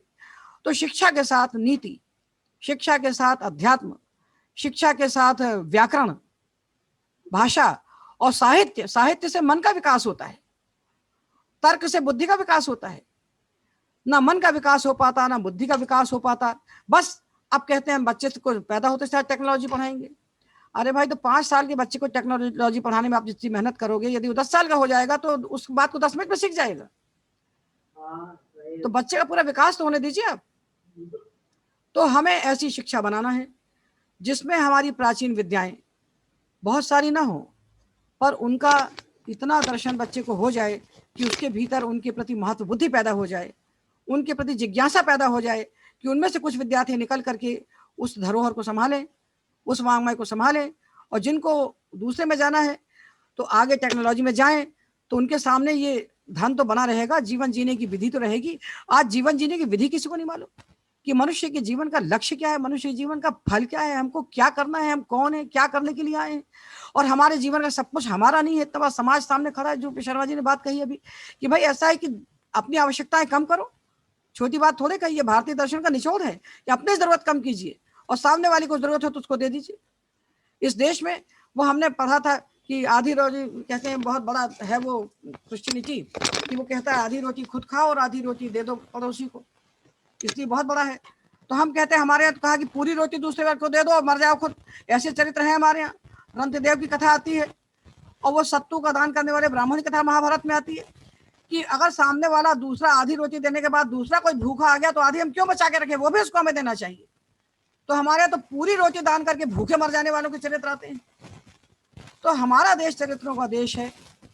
इस चरित्र को अनेक माध्यमों से पढ़ाया गया। 3 लेवल पर कथाएं होती हैं। एक तो होती है दर्शन के द्वारा, जो बड़े लोगों के लिए होती है, जो परिपक्व लोगों के लिए होती है, किंतु कहानियों के द्वारा, कथाओं के द्वारा बच्चों के लिए होती है। ये कोमल ये कथाएं हैं, जो सरस कथाएं, ये बच्चे के कोमल हृदय पर अमिट छाप बना देती है। तो छोटी छोटी हमारे यहाँ रामायण की कथा, महाभारत की कथा, पुराणों की तरह लाखों लाख कथाएं, एक दो नहीं है। एक आदमी का जीवन कम है सकेलने के लिए। हमारे पास तो कोई आदमी नहीं है, हम तो बहुत दरिद्र हैं शिक्षा में। हमारे साथ 4 लोग काम करने वाले नहीं, जो हमारे साथ काम करें हम तैयार करके आपको समझ दे सकते हैं कि इतनी कथाएं हमारे देश की जो है, जो अपने आप बना देती हैं, कुछ नहीं करना पड़ता। वो कथाएं बच्चों के पास होना चाहिए, उनके पाठ्यक्रम में होना चाहिए। साक्षात कहना कि आप सत्य बोलो, झूठ मत बोलो, ये इससे कोई नहीं सीखता। कथाओं के द्वारा, कथा समानम भूविनास्ति चान्यत्, भागवत के महात्मा में कहा है, कथा के बराबर धरती में कोई चीज नहीं। तो कथा के द्वारा बच्चे को शिक्षा दीजिए, जो परोक्ष विधि से जाकर बच्चे के हृदय पर अंकित हो जाए। परोक्ष विधि से जाकर बच्चे के हृदय पर अंकित, हम छोटी छोटी कथाएं हम लोग पढ़ते थे, आज भी जीवन में अंधकार में वो कथाएं प्रकाश कर दी। जब जीवन में अंधेरा, माता नहीं है, पिता नहीं है, कोई नहीं है, गुरु नहीं है, कोई बताने वाला नहीं है इस उम्र में, तो वो कथाएं प्रकट हो जाती हृदय के भीतर और जीवन का दर्शन करा देती है कि आपको क्या करना क्या नहीं करना। तो हमारे देश में जो 18 पुराण है, 18 उपपुराण है, रामायण है, महाभारत है, बहुत भारी नीति शास्त्र है, पर साक्षात उपदेश किसी को अच्छा है। साक्षात उपदेश कड़वी गोली के समान लगता है, और कथा शुगर कोटित करके नीति को देती है। कथा उस कड़वी गोली को शुगर कोटित करके दे देती है, आनंद से पता नहीं चलता कि गोली चली गई। तो कथा, हमारे देश का जो कथा साहित्य है, उसको सरस भाषा में तैयार करके बच्चों के पाठ्य, छोटे छोटे बच्चों के पाठ्यक्रम में उसको डालना चाहिए। भाषा जरूर पढ़ाना चाहिए। आज बच्चे बोल नहीं पाते। आज MA करके आते हैं, उनको काथा का, वर्णमाला का ज्ञान नहीं है, वर्ण मातृका का ज्ञान नहीं है। जिस देश में पाणिनि जैसे आचार्य हुए, पतंजलि जो हुए, उस देश में कोई भाषा को सम्यक बोलने वाला नहीं, किसी को लिंग वचन विभक्ति का ज्ञान नहीं।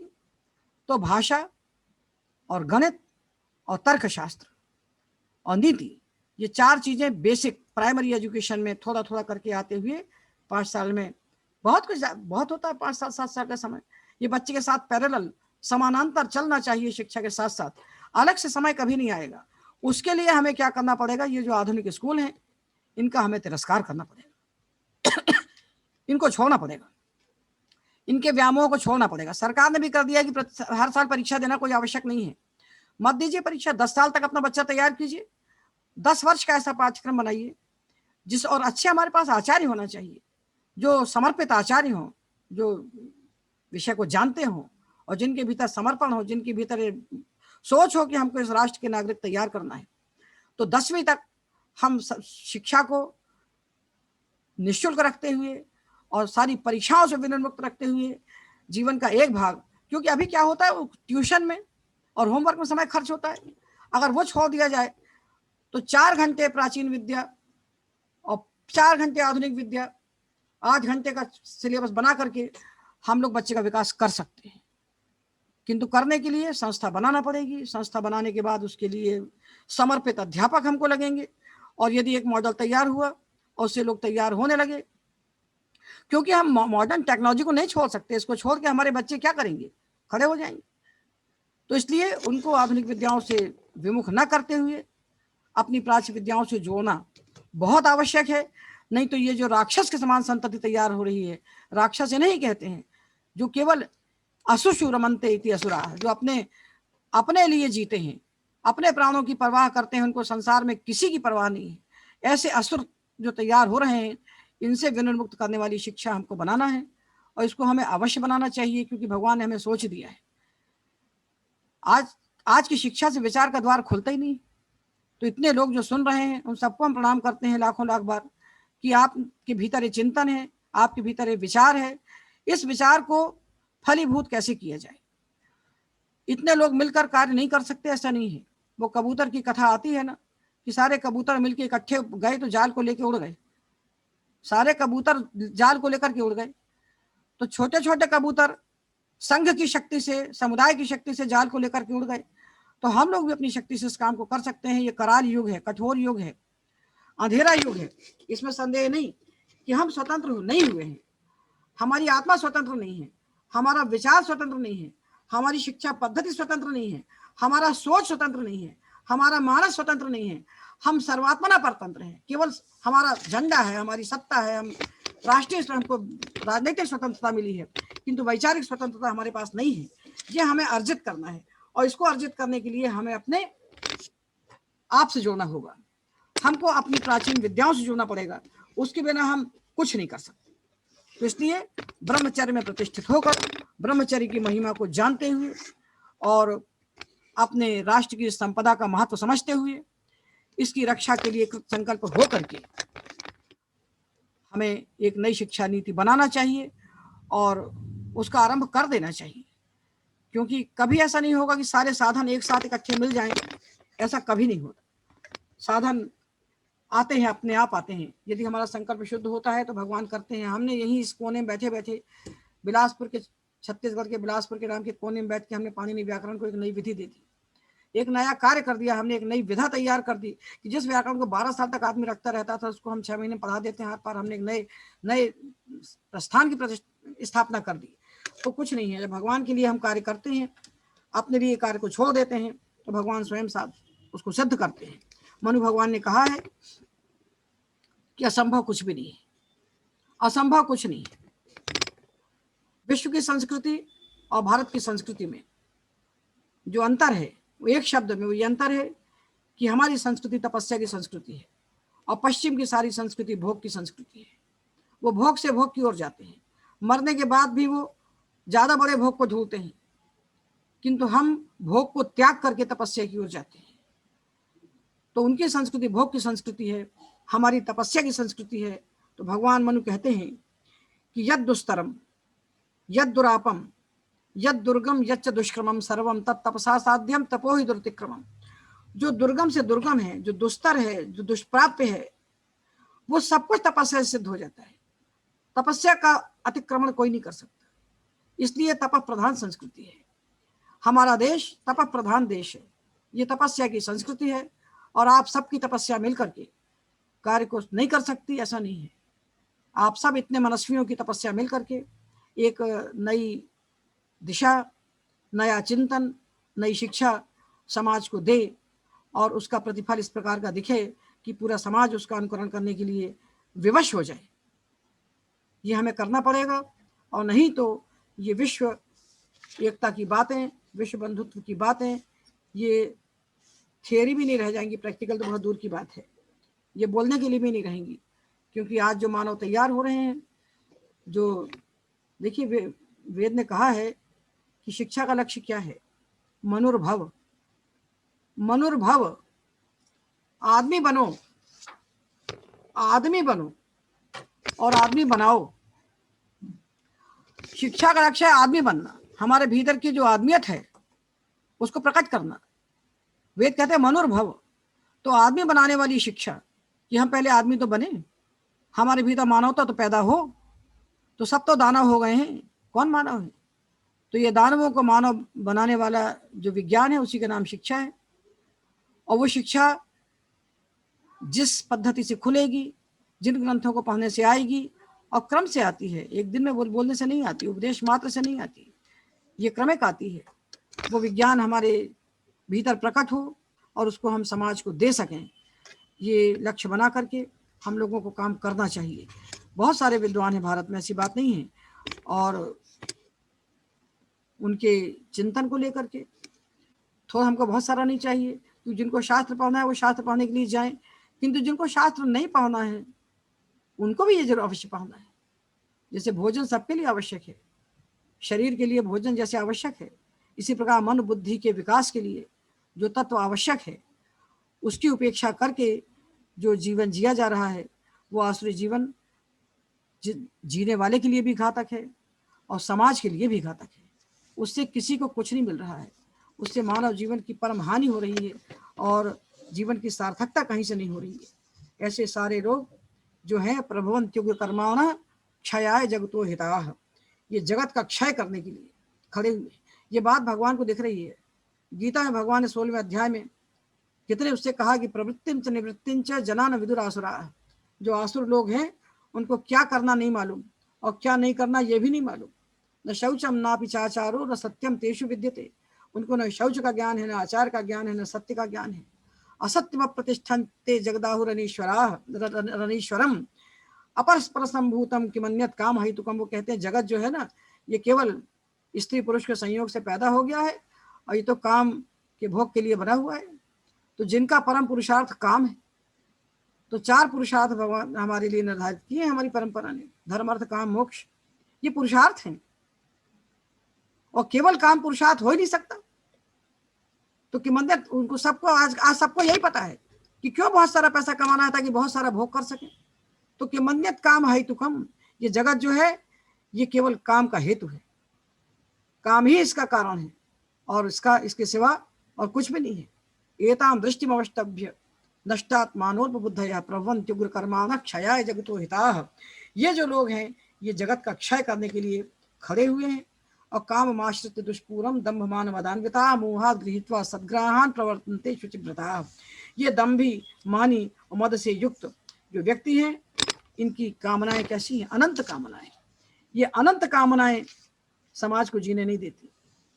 इसलिए इस आसुरी संस्कृति का विनाश करके दैवी संस्कृति का स्थापना करने वाले बहुत से लोग काम कर रहे हैं किंतु उनको मालूम ही नहीं। बड़े बड़े नाम रख लेना, ये कथावाचक जो हैं, कोई अपने आप को देवर्षि कहते हैं, कोई अपने आप को महर्षि कहते हैं, अपने आप उपाधियां कोई ब्रह्मर्षि कहते हैं, अपने आप उपाधियां धारण कर करके इनके कथाओं में कहीं शिक्षा नहीं है, कहीं संस्कृत का चिंतन नहीं है, कहीं भारतीय विचारधारा का पोषण नहीं है, इनका कोई विचार नहीं है, सिवा स्वार्थ के कुछ भी इनके पास नहीं है, इनके पीछे जनता घूम रही है।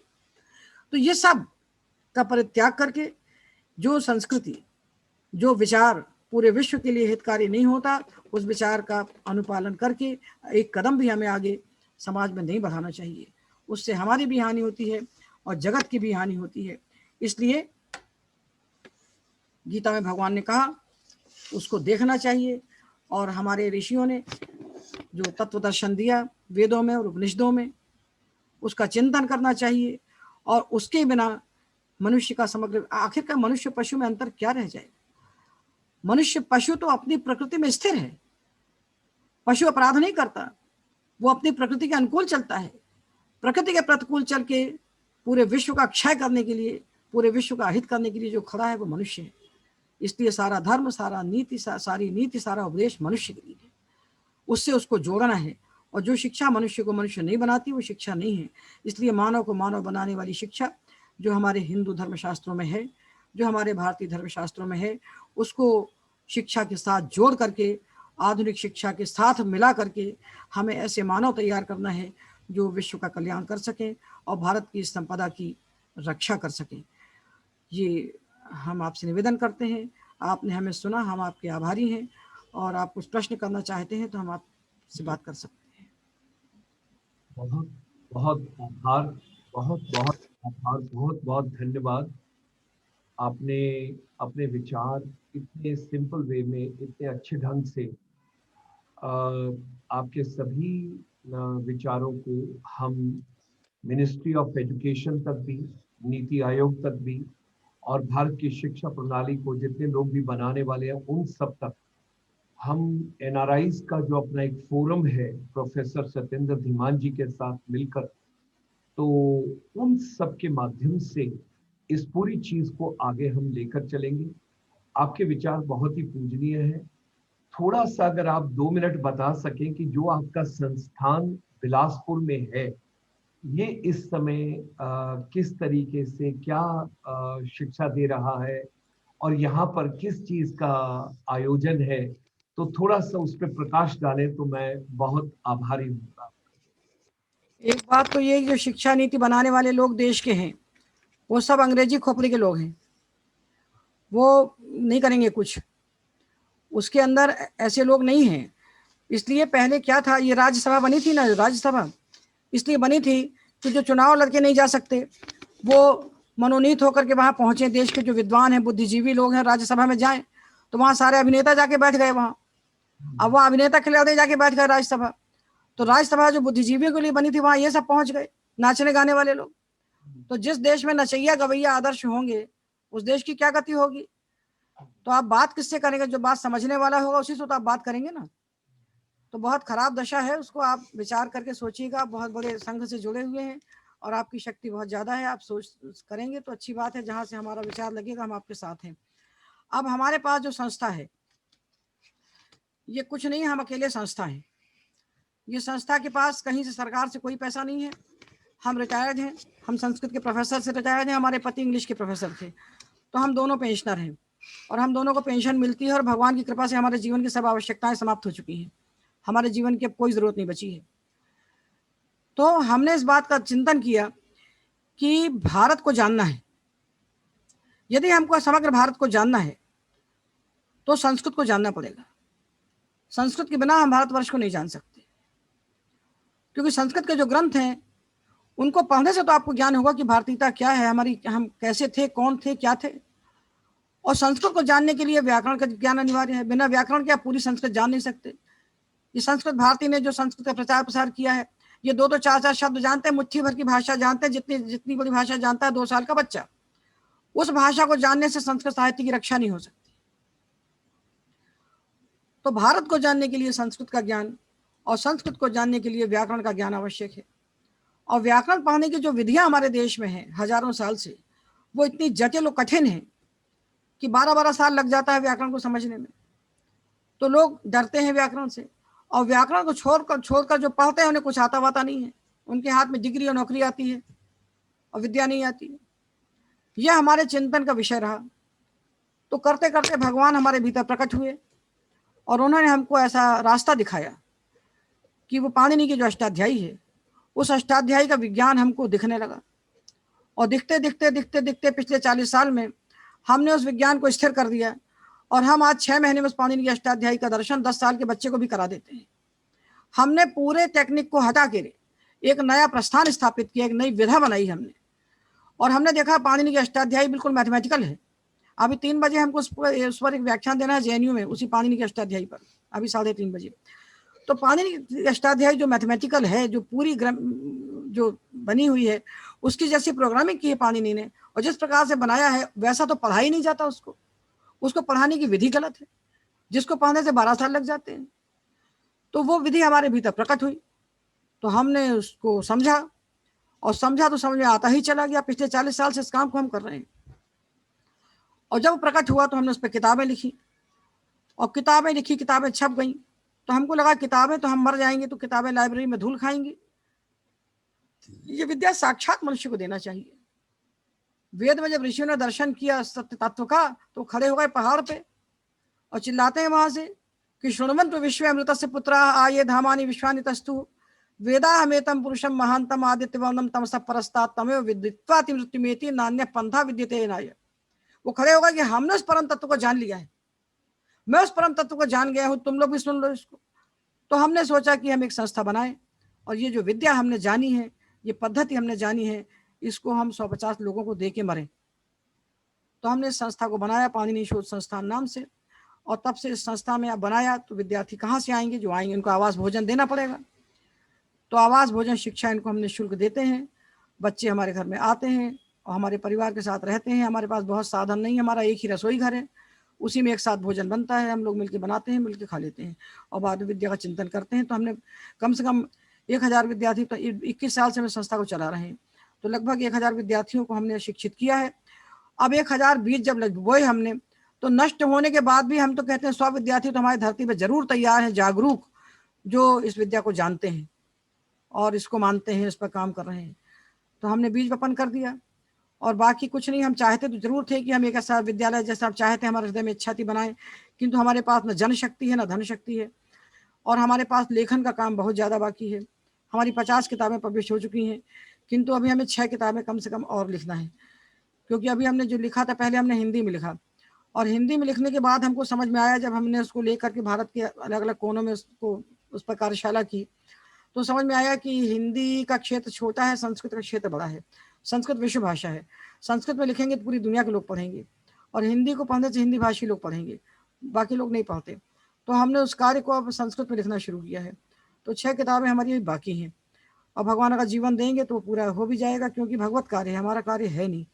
और उन्हीं की शक्ति से आज हम काम करते हैं। हम 18 घंटे दिन में आज भी काम करते हैं, 18 घंटे हम नॉन स्टॉप काम करते हैं, क्योंकि नहीं करेंगे तो काम होगा नहीं। घर का काम भी करना पड़ता है, घर का काम भी करना पड़ता है, पति अस्वस्थ हो गए हैं उनको भी देखना पड़ता है, तो फिर भी ये काम कर रहे हैं। चूंकि भगवान का काम है इसलिए भगवान हमसे करवा रहे हैं, उनकी शक्ति से हम कर रहे हैं, काम पूरा होगा। किंतु इस विद्या को बचा के रखना हम लोग का परम कर्तव्य है। यदि हमारी विद्याओं को पढ़ने वाली, विद्या की रक्षा का क्या मतलब है? ये किताबें रखी हैं, इनकी धूल झड़ाने का मतलब रक्षा नहीं है। इनको पढ़ने वाले अध्येता तैयार करना है, इनके अध्येता तैयार करना है। अब हमारे पास इतनी जनशक्ति नहीं, हमारी पूरी लाइब्रेरी में दीमक लग गई, अब हम उसमें परेशान हो रहे हैं। तो किताबों को पढ़ने वाले तैयार करना है। ग्रंथों की रक्षा का मतलब है ग्रंथों को पढ़ना और पढ़ के उनके विचारों को समाज को देना। तो ऐसा कुछ एक संस्था बनना चाहिए। तो उसके लिए धन से बड़ी शक्ति चाहिए, जनशक्ति, लोग चाहिए जो तत्पर होकर काम करें। तो नई पीढ़ी के बच्चों में चंचलता है। आज जो नई पीढ़ी है ना, इसको संभालना बहुत कठिन काम है, बहुत कठिन काम है। नई पीढ़ी को संभालना, आज की जो पीढ़ी है इसको एकाग्र करके काम से लगाना बहुत मुश्किल है। तो हमारे ऋषियों ने जो विद्या दी है, उस विद्या के द्वारा ये विद्यार्थी बने। 10-5 विद्यार्थी पकड़ में आए तो उनको लेकर के एक संस्था बने। तो इस संस्था कुछ हमारे पास कोई कुछ नहीं, हमारा अपना खुद का घर है और उसमें हम लोग रहते हैं। इसी बच्चे भी रहते हैं, सब रहते हैं, क्योंकि इतने लोग हैं ही नहीं घर में रहने वाले, हम 2 लोग हैं, बाकी घर खाली पड़ा है। तो विद्यार्थी आते हैं और रहते हैं, उनको हम पढ़ाते हैं। जिसको जितने दिन में सिद्ध होता है उतने दिन रहते हैं, जिसको नहीं रहना होता चले जाते हैं। कोई शासकीय बंधन नहीं है। पर ये जो काम हमने किया है, काम विश्व में कभी किसी ने नहीं किया है और भगवान की कृपा से इसकी प्रतिष्ठा है। पूरी दुनिया में इस काम को लोग जानते हैं और ये स्थिर होगा तो हम 6 महीने में व्याकरण को जान जाएंगे। उससे हम संस्कृत के ग्रंथों को पढ़ने के अधिकारी हो जाएंगे। फिर एक ग्रंथ हम साक्षात पढ़ेंगे बिना ट्रांसलेशन के, तो हमारे जीवन में जो दिव्यता होगी और भव्यता होगी उसकी कोई बराबरी, जीवन की सार्थकता है। संस्कृत पढ़ने में जो जीवन का स्वारस्य है, सार्थक है, अद्भुत है। अद्भुत हमारा साहित्य है, इतना अनुपम है कि जिसको कोई सोच नहीं सकता, विचार भी नहीं कर सकता। वहां तक हम पहुंचे, थोड़ा तो जाने, और पूरा तो कोई पढ़ ही नहीं सकता। इतना नष्ट होने के बाद भी जो बचा है लाखों साल में नहीं पढ़ा जा सकता। तो फिर भी उसके स्वारस्य को तो जान लें कि क्या है, और इसी को पढ़ने के लिए भगवान ने हम लोग को धरती में पैदा किया है। और इसकी अवज्ञा करके हम जो जीवन जीते हैं वो सब क्या है? कोई जीवन है? सब पशुओं का जीवन भी उससे अच्छा है। कर रहे हैं लोग काम। आपने हमें समय दिया, हम आपके आभारी हैं और हमारे योग्य जो काम हो हमको आज्ञा कीजिएगा। आपका बहुत बहुत बहुत आभार, बहुत धन्यवाद। आपने अपना बहुमूल्य समय दिया।